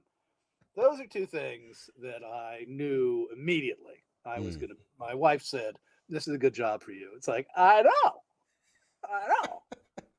I love it. Yeah. I'd be the same exact way. Absolutely. Without a doubt. No shame in the game, man. Absolutely. No, it's great. And it has been, of all the things that, I mean, candidly, it's one of the reasons I'm doing this Trek Talks thing. It's because I've gotten to know so many amazing and wonderful people, both actors on the show and folks associated with the shows, but mostly doing conventions for 20 some years and cruises is, some very good friends of mine I met because they were fans, and some, dear hearts who I may not be close to, but every time I see them, it's like, hey, how the fuck are you? I may not watch the shows, but the people are grand. Yeah. It is a community. It's a brotherhood in and of itself. Even if you're not on the same show, same decade, it's a community that you're part of. I adore Bob Picardo, and I've gotten to be, I love. I could go on and on. I mean, there's so many lovely folks, and you don't get that on any other. I mean, going back to 1966, where there are 5 Trek shows on the air right now. I mean, I don't think there really is anything like it in popular culture. Absolutely. Couldn't agree more. I thought we were the show that killed the franchise. I will say, I thought it was like, okay, this is going to be what's going to go on my fucking tombstone is John Billingsley, actor on show that killed Star Trek. Yeah. So when the movies came back, there was a little bit of a whoosh. No, nobody wants to be the final nail. I know. I've been on too many, shows that bombed to kind of like, it's like, oh man, even my Star Trek one was the one that fucking bombed. Come on. Hey, 4 years, nothing to sneeze at. 91 episodes. But let's talk. You wore a lot of prosthetics. I mean, what was that process? It could have been a lot worse. I think by the time they got to Enterprise, and maybe even by the time they got to Voyager, I think this is a lesson they might have learned on Deep Space Nine. When you're dealing with mouth prosthetics, and when you're encasing somebody in so much head that it becomes uncomfortable, and you're also working them 14, 16 hours a day, there's a law of diminishing returns. You're going to drive your actors psycho. So although I was in the chair for 2.5 hours, I had a chin, I had some ears, I had little eyebrows, and most of it was paint. So it really was not that uncomfortable. Now, you still have to be in the chair for 2.5 hours, and you still have to have, 45 minutes of it getting taken off. It's not like Mission Impossible where you get to rip the head off. You have to unglue it, and you have to steam your face. So it's, when all things said and done, about 3.5 hours of additional time you tack on to what could sometimes be a 12 or 13-hour day. Right. I wasn't in a ton. I mean, I was in enough, but I was number 7 on the call sheet. So there are a lot of episodes when I got to, in fact, I had a little song I used to sing to irritate my fellow cast members. Day off, 6 days off and the checks still come. A character actor in the sun. 6 days off and the checks still come. Then Dominic said, do not sing that song anymore, or I will fucking beat the shit out of you. It's like, all right, fair enough. Didn't stop me, but I'm faster than he is. I love that. I love that. A great comment from the chats. So Captain Wayne said, I just want the Star Trek food assimilator thing. So that made me think, if you could have anything, any piece of technology from the Star Wars or Star Trek canon, what's that thing? What's that thing you would absolutely take if given the opportunity? Well, the fundamental difference between me and a Star Trek guy is that Star Trek guys have confidence that the technology is going to work, and I have zero confidence in technology. Like, it would be great to go into like one of those, and then you're in Paris. I mean, that would be great. But I'm afraid my like little molecules would be floating off in the fucking, There's a wonderful Sam Shepard monologue I used to do years and years ago about that. It's a monologue about a guy who's getting like, in that, blah, blah, blah thing. And then he realizes like, I'm not getting put back together. Oh, fuck. I'm not getting put back together. Similar to a wonderful poem and a very scary poem by James Dickey it's the inner monologue of a woman who gets sucked out of a plane. It's her like inner, stream of consciousness as she's falling to her death. So yeah, it probably a food thing would be the way I'd go. If it comes to shove, it's like it's the worst that could happen is they overcooked the hamburger. Yeah. It didn't have the sauce I like. No, you're right. The teleporter, like that could go so wrong in so many ways. So wrong. I know. And the transmitter, I mean, we already got that. I don't know. I mean, the little thing that goes, meh, you have cancer, meh, you've cured it. I mean, that would be kind of handy, I guess. That's a good answer. Yeah. But my problem is I'm maladroit. I wouldn't be able to use any of the goddamn technology. I'd be like, Bonnie, I can't get the fucking thingy to turn on. It's like the food isn't that good, Bonnie. It's like, oh no, I've given myself cancer. I have it on the wrong setting. Exactly. I've cured things I don't have. Fucking tie shoelaces, much less turn on a bunch of shit. So on top of doing the Enterprise, which is such a huge thing, obviously, for your career, you've done other things that were like in and of around. So like you had an episode of Stargate 1, an episode of Roswell that used the Enterprise set where you played yourself. How weird was that, playing yourself on an episode of TV? These things are always interesting about a career. Is the only reason I did that episode of Roswell is because no other actor would do it.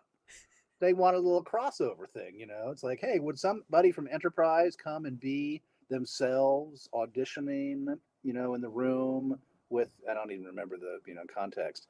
And it was like, I was the only one who said, yeah, sure, I'll do it. I'm going to get paid for it, right? Yeah, I'll do it. So I also went to the Rose Bowl parade years and years ago. I was on The Others, which was a very short-lived show on NBC in 1999, a sort of a spooky, ghosty kind of show. And they wanted to know if anybody in the cast would do a little promo live at the Rose Bowl parade. And everybody said no. I was like, well, I'll do it. Fuck yeah. I get to be on the Rose Bowl parade. I hadn't realized you have to get up at 3:00 in the morning. It's like they make you get there some ungodly hour. It's like, I'm not like driving a float or I'm not like twirling a baton. Why do I have to be here so early? Hey, say yes to everything. I know. Actually, that's what I learned. I don't know. No, it's more like the military thing when they ask for volunteers and everybody backs up to let that one guy. What the fuck? And then on top of it, you did an episode of the Orville, a kind of a love letter to the old school stuff. Which I was not. They didn't offer that to me.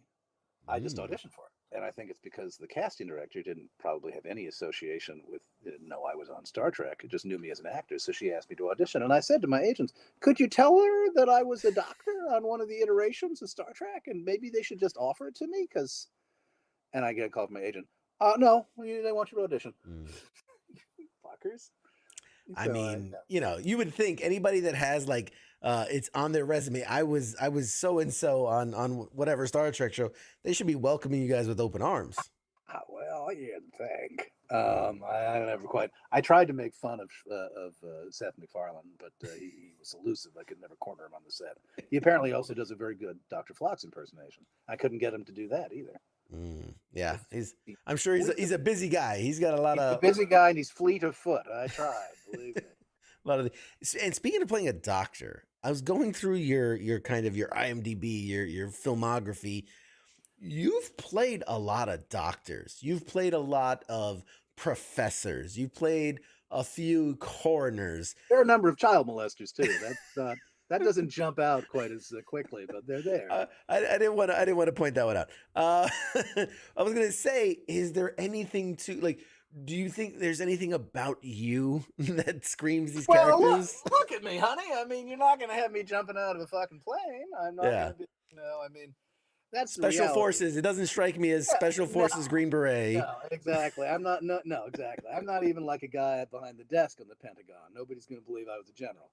Now, people can definitely believe I was a professor, so there you go. It's a very visual industry also, I mean, in all seriousness, one of the things you really have to make your peace with, particularly in film and TV, even on stage, is that the first impression an audience has of you is primarily based on what your presentation, your visual presentation is. And producers are a lot less likely to cast you against type than one might like, because they feel like they've just asked the audience to kind of push a boulder uphill. It's like, he couldn't be Sure. So I did an episode of a show called Jesus, I don't remember what it was, with Andre Brower. It was short-lived, a doctor show, and I was cast as a mayor of Boston. And I went well. The director seemed to like it. Andre liked it. I thought, that was fine.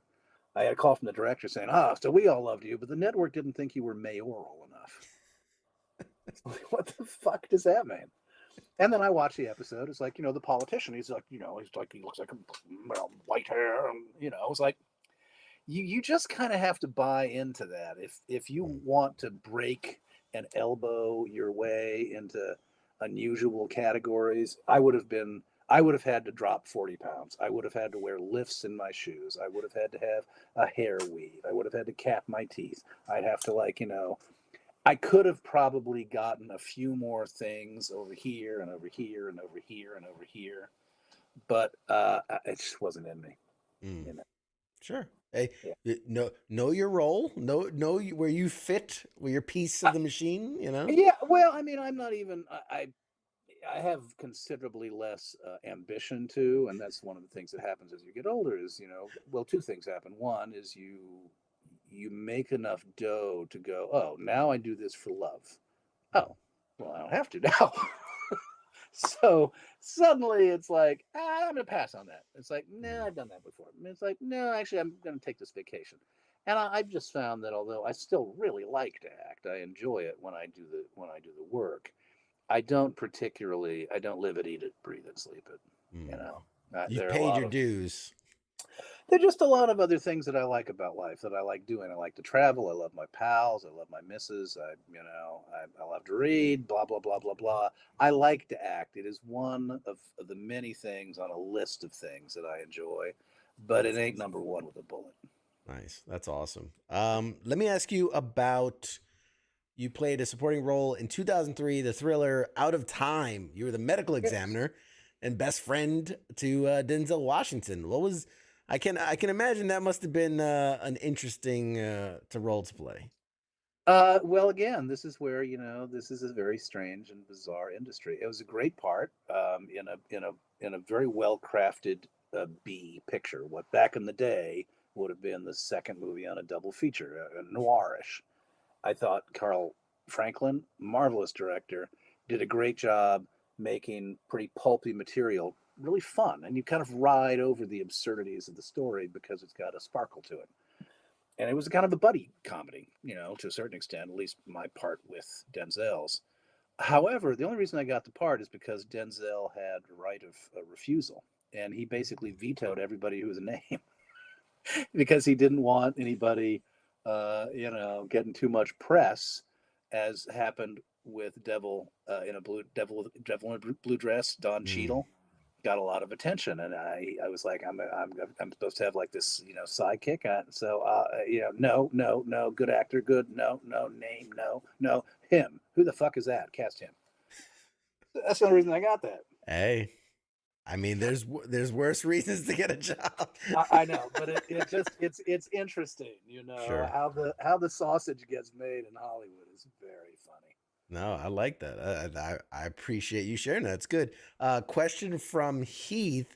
He wants to know when you were in a position, you started, booking work and, financially stable. He wants to know, what was your first big purchase? What did you splurge on? Oh, the house. I mean, I'm sure there was, the first time we dropped serious moolah on a really nice dinner. But I got the others in 1999, but I'd begun to get some consistent work in probably 98. And I think my wife and I in 98 were beginning to go. She also was a stage actor who was kind of moving over to film and TV. And our paths were very similar. We began to work, much more consistently, after a year or so. And I think we both kind of hit a place where it's like, I think maybe we don't have to fucking panic quite so much. And I'm sure there was a night when we went out to dinner and we probably said, let's get the $40 bottle of wine. Where, but the big purchase was the house. I mean, deciding, I, as a theater guy, thinking that was going to be my life, I really was fairly convinced, because I didn't have wealthy parents. My mom died fairly young, and my dad, when he left, left behind like $40,000. So for me, it was always going to be like, I'm just going to have to scrape. I'm just going to scrape, and that's okay. I'm fine. I don't need money. Coming into some money, consequently, was like, I couldn't wrap my brain around it. I couldn't wrap my brain around the concept that I could buy a house. It just seemed inconceivable, particularly in Los Angeles, which is a lunatic market. We got lucky because the market was kind of at a peculiar dip, and we found a place in the hills that was well under what it should have been. And we just went, we'll take it. We'll take it. We'll take it right now. What can we do? What can we do? I'll suck your cock. Give me this house. Yeah, I know a lot of people that have been in that same situation where you're just like, gotta jump at the moment. Yeah, and that was Bonnie talking, by the way. That wasn't me. So we got it, and it was. That's awesome. And I was somebody also as a theater actor. It's like, I lost count of all the places we lived in. I mean, I was born in Media, Pennsylvania. This is just growing up with a corporate dad, but lived in Media, Pennsylvania, Schenectady, New York, Fayetteville, New York, Huntsville, Alabama, Slidell, Louisiana, New Orleans, 2 houses in Connecticut, went to school in Vermont, lived briefly in London, lived briefly in Chicago, had 1, 2, 3, 4, 5, 6 places in Seattle, moved to Los Angeles, had 1, 2, 3, 4. We've now lived in this place for 23 years. And it's like, no, I am never moving. They will wheel me out of this place. I know that feeling. Yeah.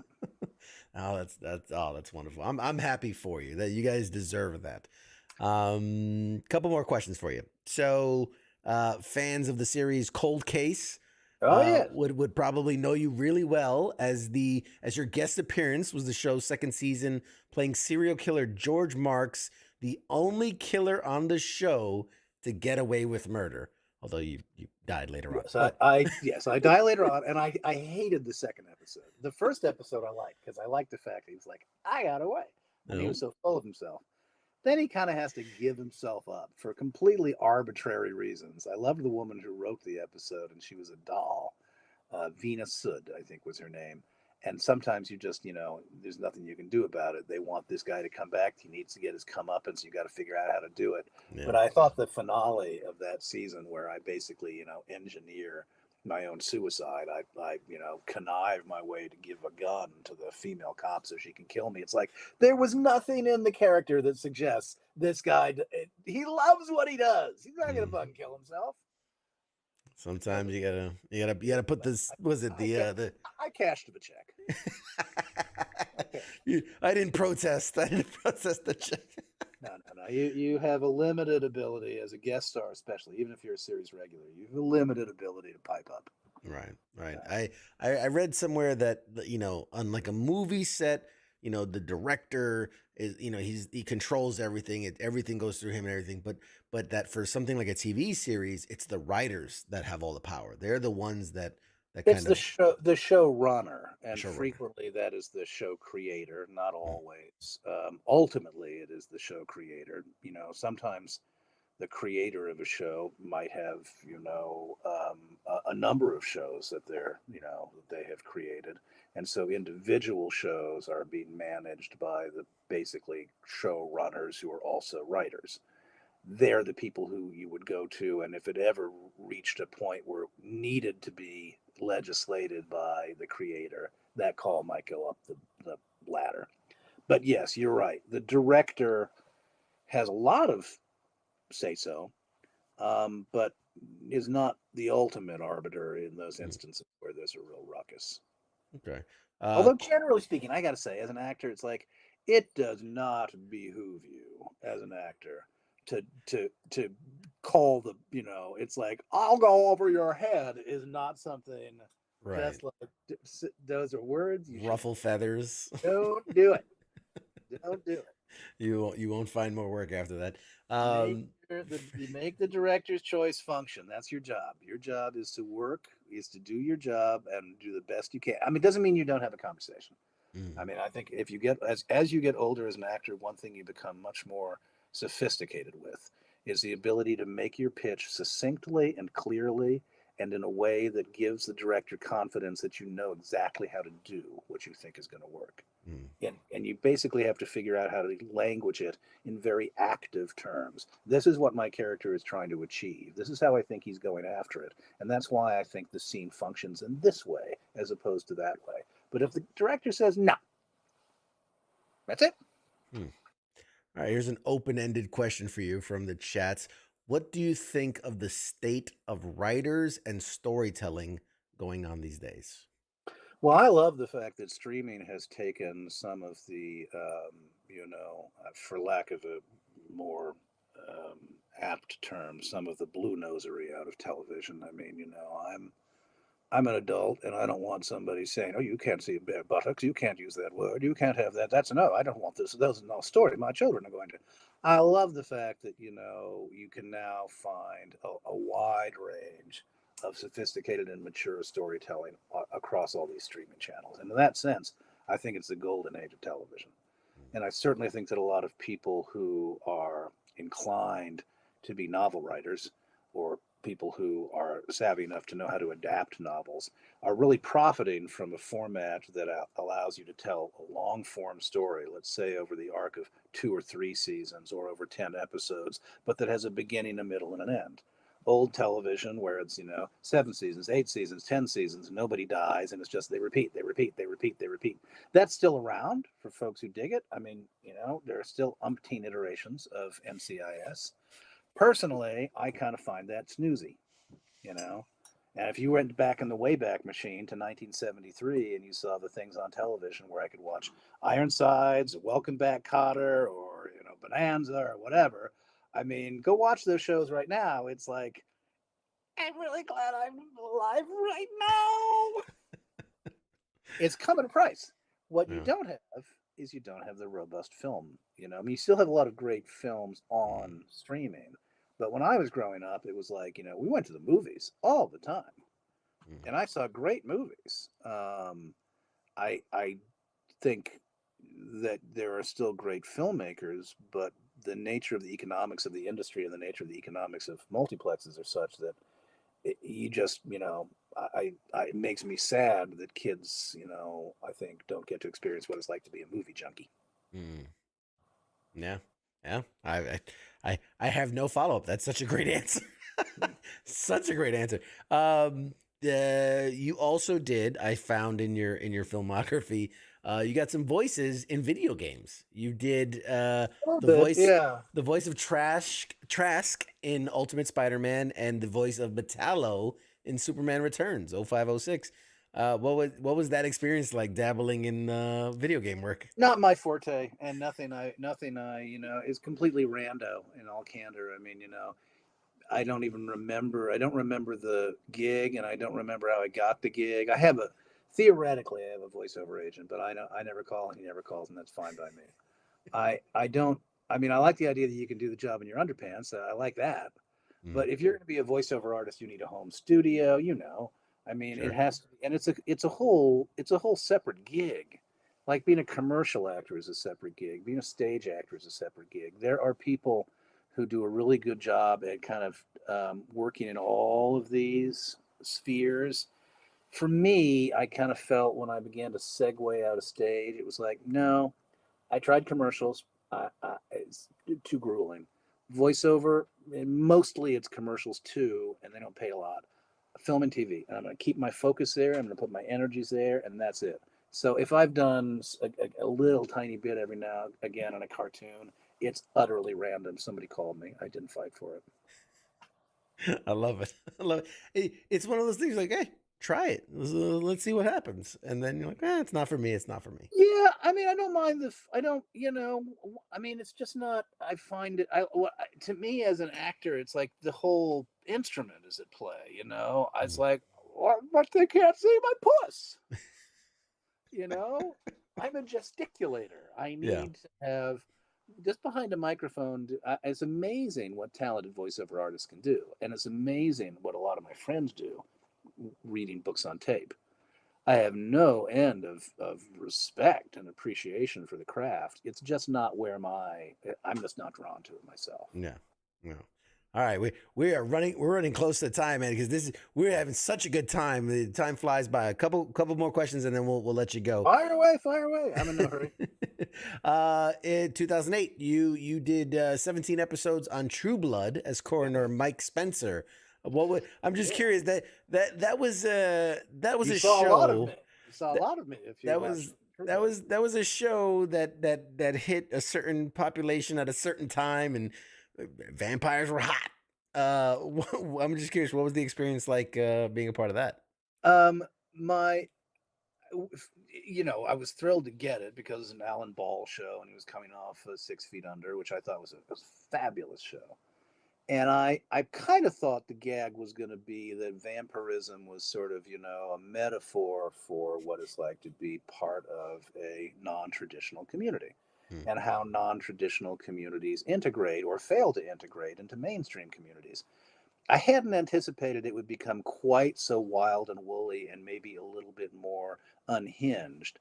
For me, I wasn't necessarily over enamored with that. I sort of thought it was crazy, but ultimately not, I won't say pointless, but not finally grounded enough for me. But that's an aesthetic. Doesn't mean I didn't think that people were doing, great work. It just wasn't necessarily my aesthetic.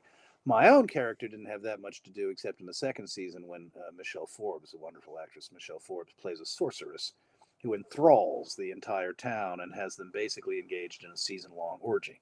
So as I was saying to somebody earlier today on a competing podcast, this is the season of the podcast because I'm promoting the Trek Talks.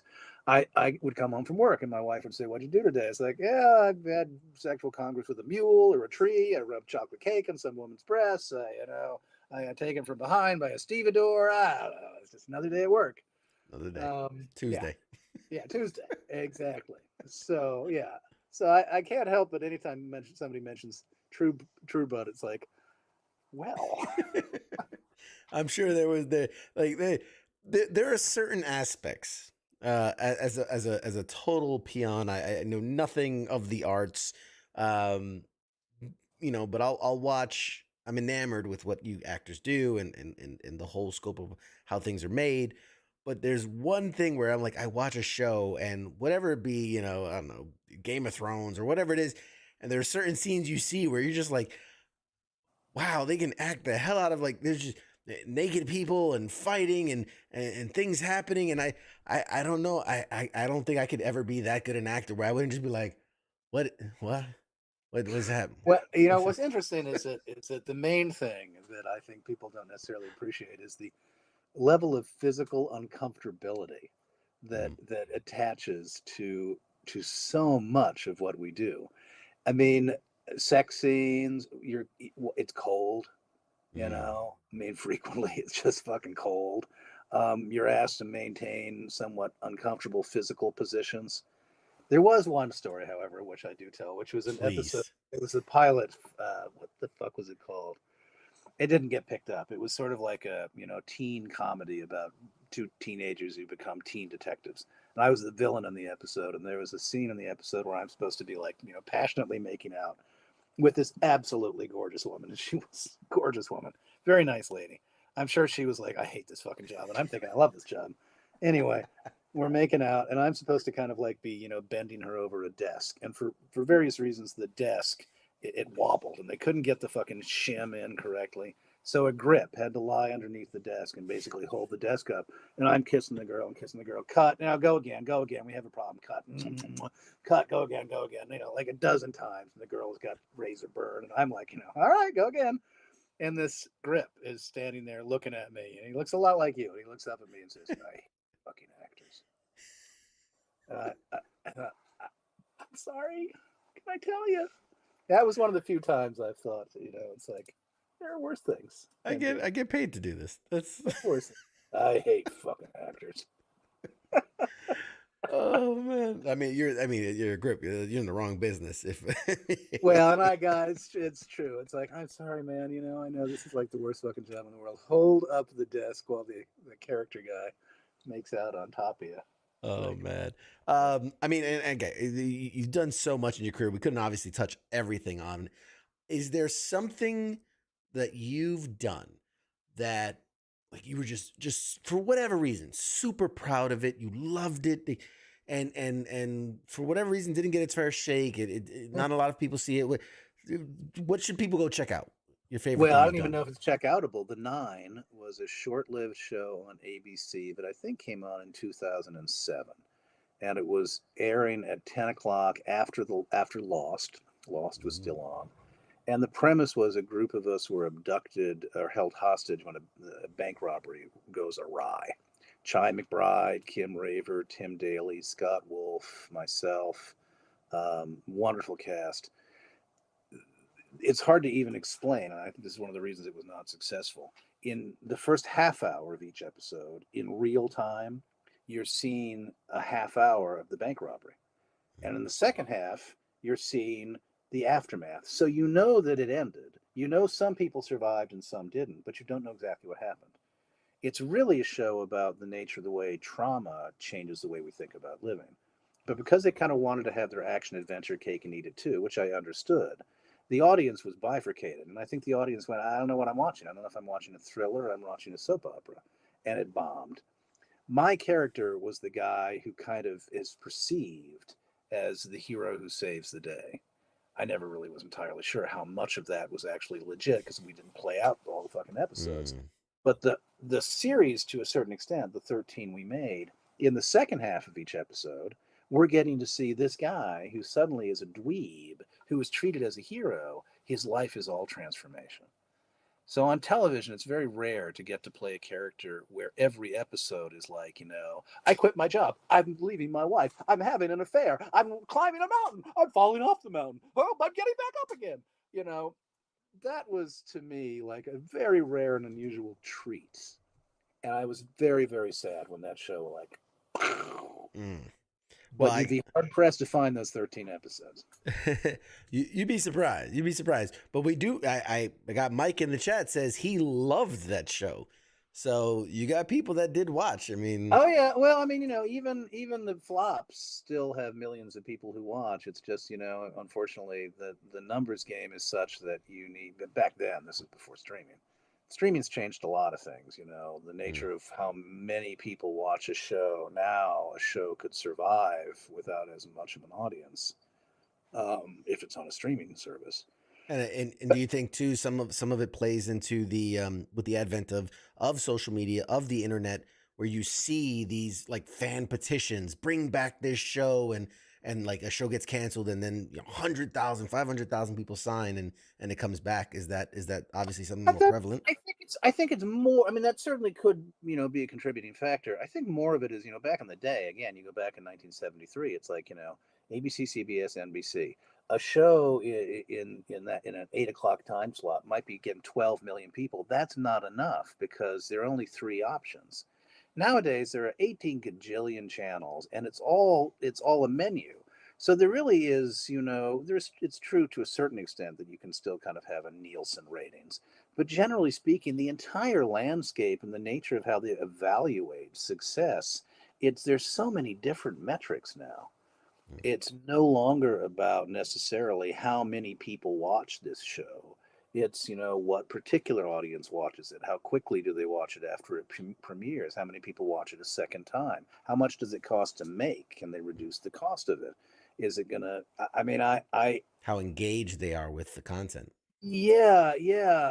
It's a very. I mean, sometimes now it's like they only planning on making 20 episodes in the first place. So it's not so much a thing about canceling it. It's like, well, we just purchased it. We purchased the whole fucking thing outright. It's a very, very different landscape. In most respects, it's better. In one respect, it's a little problematic, which is that the residual streams for actors are not as robust. Back in the day, you'd get primetime reruns and shows if they were successful to go to syndication, and 4 and 2 would be pretty good revenue streams. And for most actors, 15%. This is something that I always remind people of. The people who are in our union, SAG, AFTRA, 85% of them are making about $15,000 a year or less. Those are people who are in the union. Shitload of actors don't even get into the union. Most people who are actors, and I again feel very, very privileged and lucky that I had a successful career, but most people who are actors, they're surviving to a great extent on their residual streams. As the residual stream goes down, you get a little more desperate to take a job, so you also have less negotiating power. So, the nature of how actors make a living these days, it's a much more parlous and I think kind of tricky business for actors. Young actors who I meet, it's like an entirely different conversation. How you pursue the work and what your expectations can be about what kind of living you can make. Wow. Well, I mean, thank you for sharing that and being so honest, because people need to hear that. People need to know that. Yeah, I mean, it's still a lot of great work, and I would never discourage somebody from going into the arts. But film and television is a business as well, and it's a tricky business. It's a tricky. Absolutely. So you and you mentioned this earlier. Years you've been going to conventions and getting out there and meeting the people. I can only assume you've got some just wild, off the wall, crazy fan interaction story that you'd love to share with us. Well, the first one that comes to mind is I was at a convention with Dominic Keating, who was on Enterprise, and we were in San Francisco. And I brought my wife with me, and she subsequently, I should say, I'm gonna tell you 3 stories at once. Please. My wife, who came to an early convention, said, "Do not bring me up on the stage. Do not point me out. I'm just going to stand in the back, mind my own business. I'm interested in watching, but do not." So I told a story in which I basically suggested that Jolene was the gassiest Star Trek actress because she always walked around eating cheese. And she did. And she was. And from the very back of the auditorium, my wife said, "Pot calling the kettle black."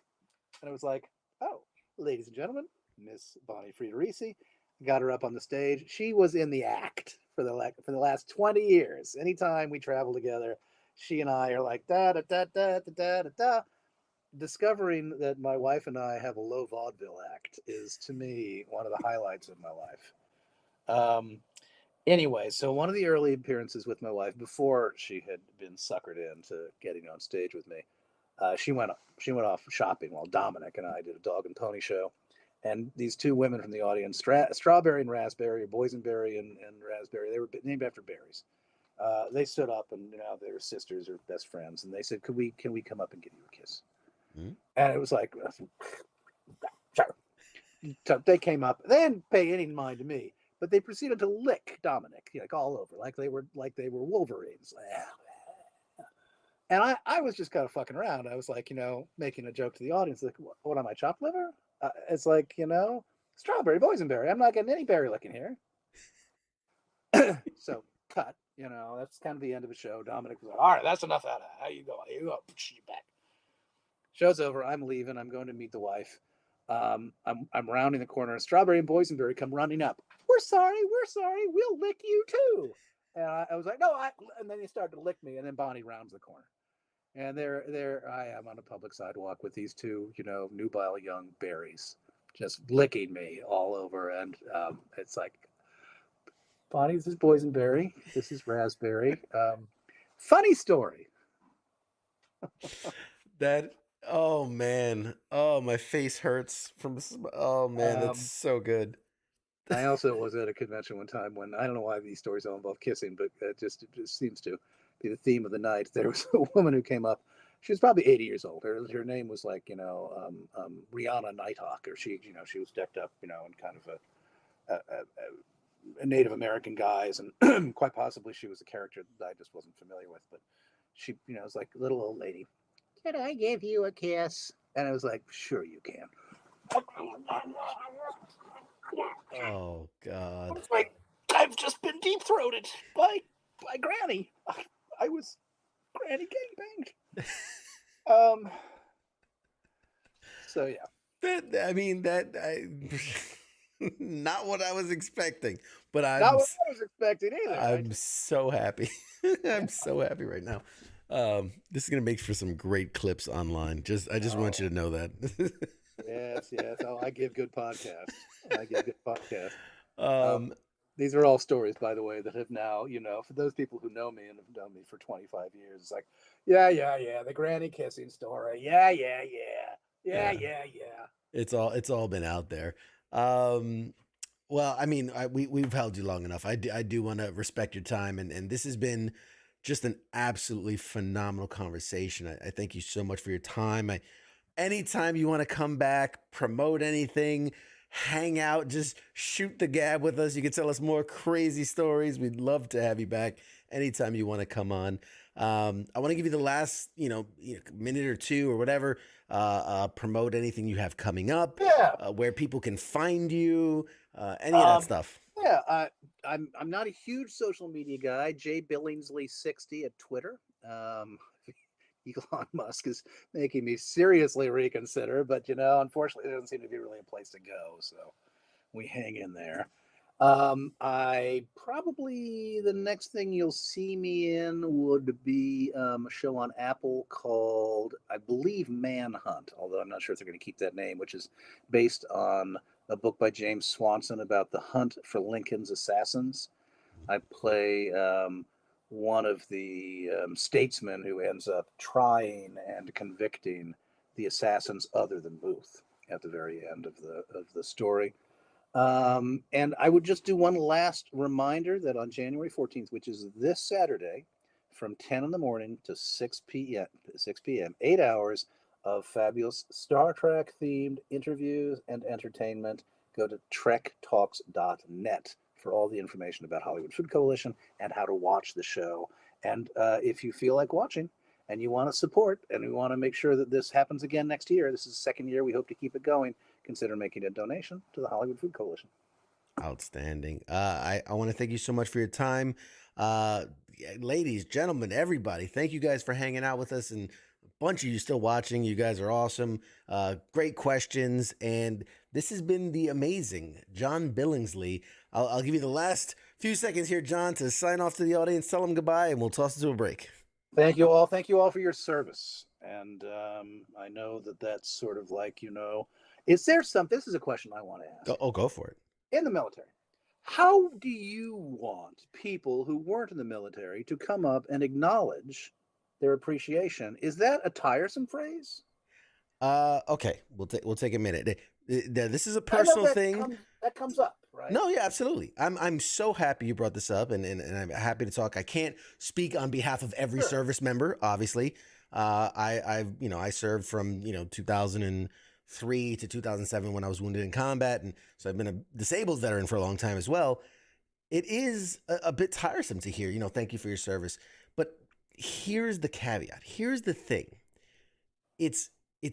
I feel it's when it's just thrown out there, regardless of the situation. The same way you say, there are good cops and there's bad cops and there's good politicians and bad politicians. There's good service members and there's crappy ones. So when you just throw out a thank you for your service, it comes off as insincere. So what I always tell people is, if you want to give a thank you for your service and you truly mean it, ask them about their service first. Hey man, where'd you serve? What'd you do? And then once they've acknowledged and say, oh, I was in the infantry and I served, I did a tour in Iraq and Africa. Then when you give that thank you for your service, I don't know, as a vet, it feels like you actually care. It's appropriate that you're thanking me because you took the time to actually care about my service versus just a platitude that gets tossed around like a bless you, Yeah. So in those instances where the social situation doesn't permit that, where it's about, as you say, something that is used more as kind of like a how do you do? Would you prefer that people not acknowledge, or would you prefer that?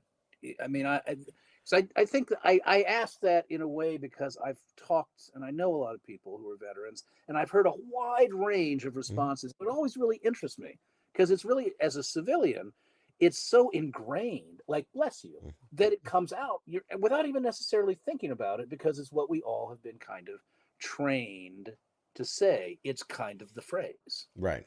Yeah, it's the natural reaction to like, achoo, bless you. You served, thank you for your service. Thank you for your service. It just comes out. And it's a tough thing, like you said, when time is of the essence and you're just two ships crossing in the night. I am of the mind where I'm like, if there's not a connection over about the service, then don't even bring it up. Don't even acknowledge it, because we don't serve for the thank yous, right? The true guys. God forbid there are people that out there just because they want the discount at Outback Steakhouse. I don't know, but for the most of us, we serve because that's just what we do. That's our calling, whatever. So we're not there for the thank yous. It's not like you walk by and I go, this motherfucker did not thank me for my service as he walked by. So I'm still reeling from the fact that you got a discount at Outback. Home Depot's the best. That's the one discount I go. 2 discounts at Outback. 10% at Home Depot. That's my go-to. Okay. I use that.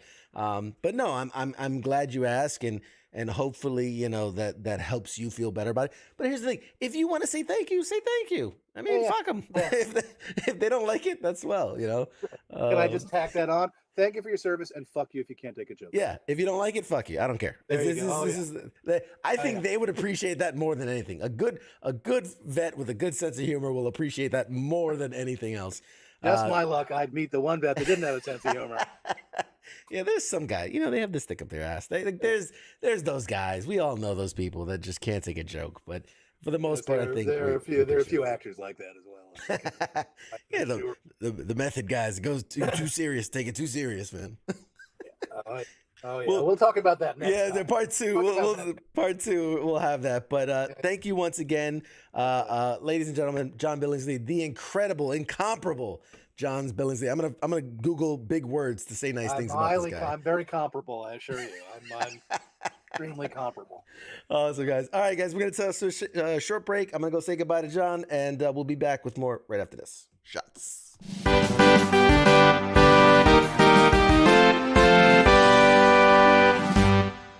You're listening to the sounds of WTF Nation Radio.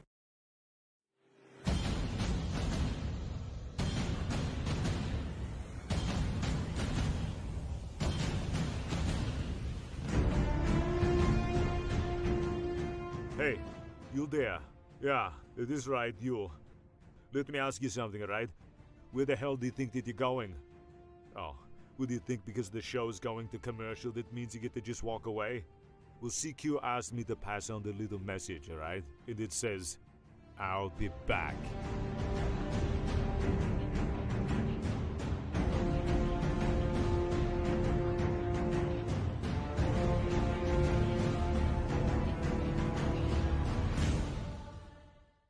After all I've done, do you love me now? Do you love me now? After all I've said, running through your head, do you love me now? Do you love me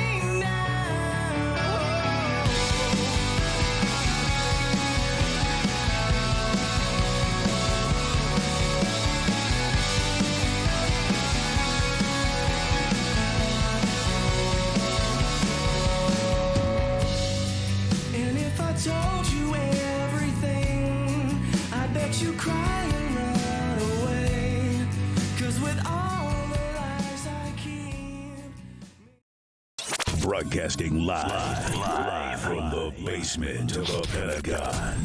This is WTF Nation Radio. Hey, everybody, we're back. I just said goodbye to John. Oh man, what a dude. It was awesome. God, it was so much fun. Alrighty, guys, we have been going now for coming up on 2.5 hours. I am beat, but that was so much fun. Big thank you to my tonight's special co-host, Mad Mike. Big shout out to our wonderful guest of the night, John Billingsley. So much more coming, guys. Oh my God. Let's see what else we got coming up. Look at my notes here. I got my little schedule, my little calendar. So next week we'll have another surprise co-host joining us. And then I have a guest pending. They're trying to move some things around. I don't want to announce it just yet in case we have to reschedule and whatnot. So, I don't like to talk about things until they're locked in and for sure. So, guest pending. The 24th, which is the next week, we have Chad Lindbergh joining us. He is famous for being in the Fast and the Furious, the first one. He played, what was it, Mouse? Something like that? The younger brother who gets killed in the driveway. That's what spurs the whole thing at the end. So Chad Lindbergh joining us that's following Tuesday, 24th. I will, excuse me. My God, my voice cracked. The 31st, so that's 3 weeks from now, is my birthday. It's my birthday. Get busy. I'm probably going to take the night off. My wife would like to take me somewhere special. Nice dinner, and I just don't want to rush and come back and give you guys a sloppy show. So I'll probably take the night off, and then the week following that, February 7th. I haven't talked about this yet, and maybe I'll bring this up again next week at the start of the show. But I have been asked to go to the Super Bowl. Not the game, unfortunately, but the lead up to that week is what's called Super Bowl Media Week. And I've been asked to work Super Bowl Media Week. So I will be doing interviews with players, coaches, doing the pop-up engagements. They have a bunch of events. There are meetings. There are luncheons. I'll be speaking with the media and doing different things. So I will be gone the majority of that week, including the Tuesday night. I'm going to try somehow, some way, depending on the timing. I don't know. The schedule hasn't been worked out yet, but I'm going to try to maybe go live from somewhere during Super Bowl Media Week. Hopefully it'll be the Tuesday night at 8 kind of spot that we have. If not, keep an eye on the Pop Culture War social media, because I'll be posting pictures and videos and all types of stuff on there. And then the week after that, following the Super Bowl, which I'll be watching from home, because unfortunately you get to work the media week. Doesn't mean you get to go to the game, because tickets are like $6,000. It's ridiculous. Ticket to the Super Bowl. Crazy. So I'll be watching the Super Bowl from home like everybody else, like all you plebs. February 14th, Valentine's Day, super special guest, John Lynch. Huge actor. John Carroll Lynch. Amazing, phenomenal actor. Going to be spending his Valentine's Day with us. It's kind of sad. And then finally locked in, we've got February 21st, Ashley Guttermuth. Guttermuth? I think that's how you pronounce it. Guttermuth. Ashley Guttermuth. Phenomenal comedian. Also a military spouse. So a lot of her comedy comes from military and military spouse. And really funny. Really funny. If you don't know her, follow her on social media. Look up her website, Ashley Guttermuth. And she'll be joining us on the 21st of February.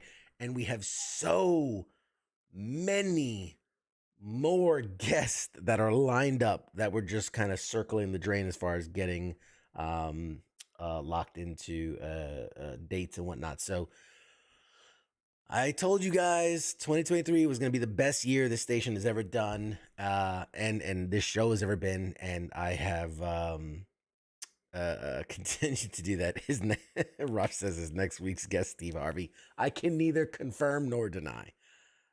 Heath, February 14th is my son's 21st birthday. Congratulations, man. Tell you, we'll make a toast for your boy. We'll make a toast for your boy.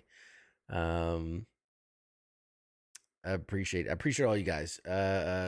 Just reading through the chats now. Scott says it's iffy. Some people demand a thank you for your service. Others just like, nah, it was just a job. Very true. Charles, my wife, prior Army, doesn't like it. She will tell people to thank the ones that didn't come home. Very true. Very true. I always say, when someone calls me a hero, I'm very uncomfortable with that. And I say, heroes are the ones that didn't come home. That's what I always say. Greg says, honestly, it's not hard for me. I'll say thank you and move on. A lot of better than other brothers and sisters dealt with what came back from Vietnam. Yeah, a lot of them were getting spit on and treated, abused when they came home. So, Mike Larson says Family Feud is rigged. Agreed. Scott, when you gonna get Sam Witwer on? Let me tell you something. Peek behind the curtain. Sam Witwer is a guy that I've been trying to get on since week 1 of my show, and I've gotten through to his people, and God bless his publicist and his agent. We go back and forth. He's an incredibly busy guy. He does so much. I mean, he's obviously hugely dialed into the Star Wars universe and a bunch of other things, and he's very, very busy guy. We've had him on the books twice where we had a date picked out, and because of work commitments and things, had to reschedule. And then not for nothing, we'll get radio silence where it's like, hey, we need to reschedule. Okay, no problem. When do you want to reschedule for? And then it might be months before we hear back. And then it's the back and forth of trying to find a date and what works for the schedule. And then we'll pick the day, and then it gets rescheduled. And again, I'm not mad about it. Hey, it's the nature of the beast. I mean, we're not, let's be honest here. I'm not fucking Good Morning America. I'm not, even TMZ, so there's not people jumping at the chance to be here. So the fact that they're willing to have the conversation and pencil something in is a huge win in my book, even though he's never actually been on the show. You wouldn't believe how close we've come to having him. We have a graphic made up and everything. That's how close we were to having him on. I will continue to try. I will continue to bang on that door. If there are other guests that you want to see on, let me know. Tell me who you want. Who should I be chasing? And let's be realistic, right? Because this is Tom Cruise and Brad Pitt, and these guys ain't coming on this show. But someone like Sam Witwer absolutely would. It's just sometimes really hard. I can tell you some names of the people that I've had conversations with that said yes, we would like to do it, but it's just going to take some time because of shooting and availability, and not a lot of them do podcasts very often. Like Gina Gershon is someone who's like, oh my God, she would love to do it. And then literally was like the next week, oh, I'm in Europe now. And she was shooting for, what was it? Borderlands. They're shooting the TV series Borderlands, or the movie Borderlands. and she's in that, and so they're like, she's just not reachable. And then that months of shooting that, and then come back, and it's like the first thing they don't want to come back and do a podcast right after that, so you got to wait a while, and then it's just a lot of back and forth. So I've had some interesting conversations about who is available and who's not. Rob says Brandon Routh. I reached out to Brandon Routh's people, and it was a it was a no thanks. Pete says Five Finger Death Punch. I've reached out to Five Finger Death Punch. I have actually reached out to them, and didn't get a response. I should reach out again and try again, because it's been a while since I tried them. I had, as far as bands, I was talking with Who Knows Dragon Force, right? One of the Dragon Force legends. Through the Fire and Flames, one of the best, greatest, just hard rock songs ever. And we I was talking to Herman Lee, who's the lead guy in Dragon Force, and members of the band, and we had set it up, and then it just kind of they went on tour, and then you lose touch. So Charles, Ewan McGregor, you think Ewan McGregor is coming on this show? Oh God, you have a high opinion of this show. Thank you, I appreciate that. I don't think that's gonna happen. I don't think that's gonna happen at all. Christopher Judge, maybe I'll I like that. I'll try. I'll reach out. Rob Reiner, maybe. I'll tell you another couple guys that I had on the hook, and then just for whatever reasons it dissipated. Steve Martin. I had Steve Martin, who was like, yeah, I'll do it. And then kind of got busy. Well, I mean, he was doing what was it called? The Only Murderers in the Building for Hulu.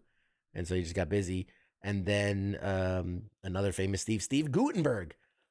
I actually have an email chain with Steve Guttenberg, us going back and forth.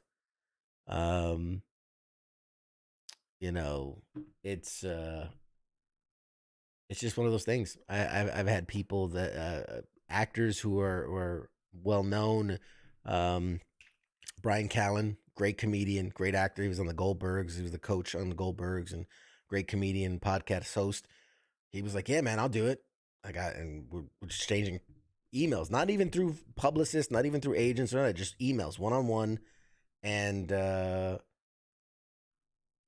then just radio silence. So I don't know. We'll see. We'll see how it goes. Rob Riggle. Rob Riggle. What can I say about Rob Riggle? Here's the thing. I'm not gonna say negative things about anybody, because if I don't have personal experiences with them. But someone like Rob Riggle, I've heard from many different people that I know personally and have worked with him personally, and he's not one to give of his time.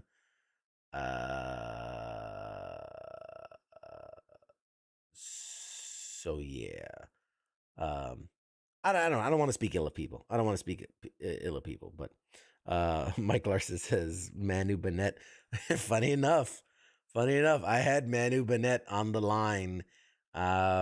He was like, yeah, man, let's do it. And then I want to say like he got in trouble for something, and then kind of went like fucking did like a head in the sand, kind of like just wait for it to go away or whatever. But yeah, we lost touch. But I should reach out. Michael Winslow. Maybe Michael Winslow is possible. I feel like that's whatever. Anyway, here I am. I'm just gabbing about guests. But yeah, needless to say, we have lots of guests lined up for the show. I'm gonna keep pushing.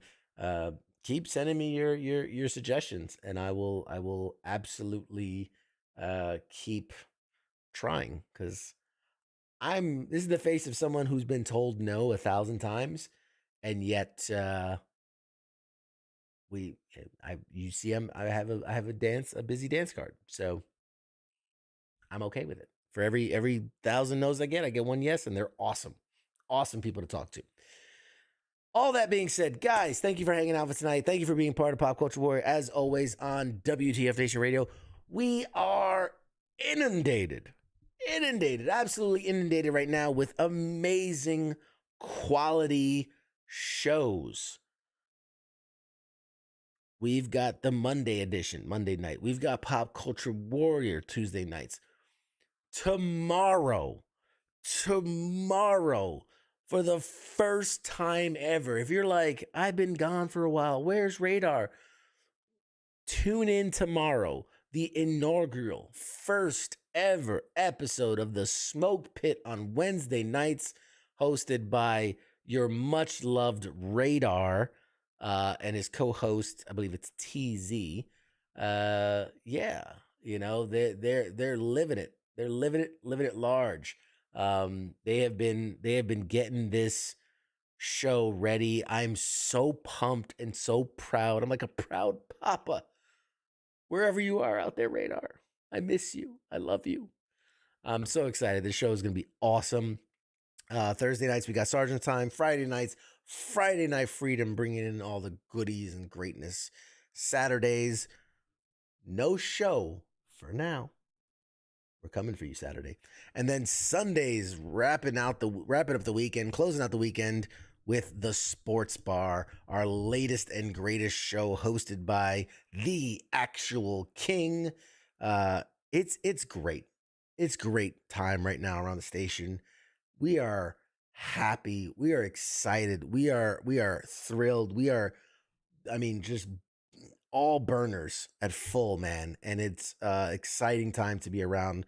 We're getting bigger. We're getting better. We're getting greater. And lots more content. Is the Smoke Pit part of WTF Nation Radio? Yes, Charles. Smoke Pit is a part of the WTF Nation Radio family of shows, all in and of itself out there. If you're watching on U.S. Army WTF Moments as well, very exciting stuff. Lots in store. Come join us at the Smoke Pit, because I'll be there heckling the hell out of Radar, just because I am elated, Mr. Ford. I am elated. Yes. Anyway, guys, it's been a wonderful night. Thank you so much for hanging out with us. I have had a blast. It is now time for me to go do something else. I don't know. I'll probably go play Madden or something. I don't know. Depends if I have a game to play. All right, guys. Appreciate you all. You are awesome. Thank you for hanging out. Thank you for being silly with me. You guys are the best. We'll see you guys next week. Be good to each other. Shots.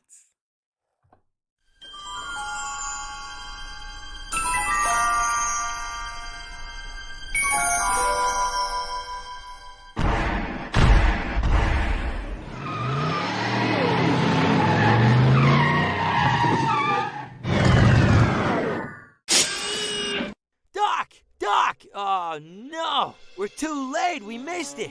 Oh, jeez, this is heavy. Wait a minute, Doc, I got a time machine.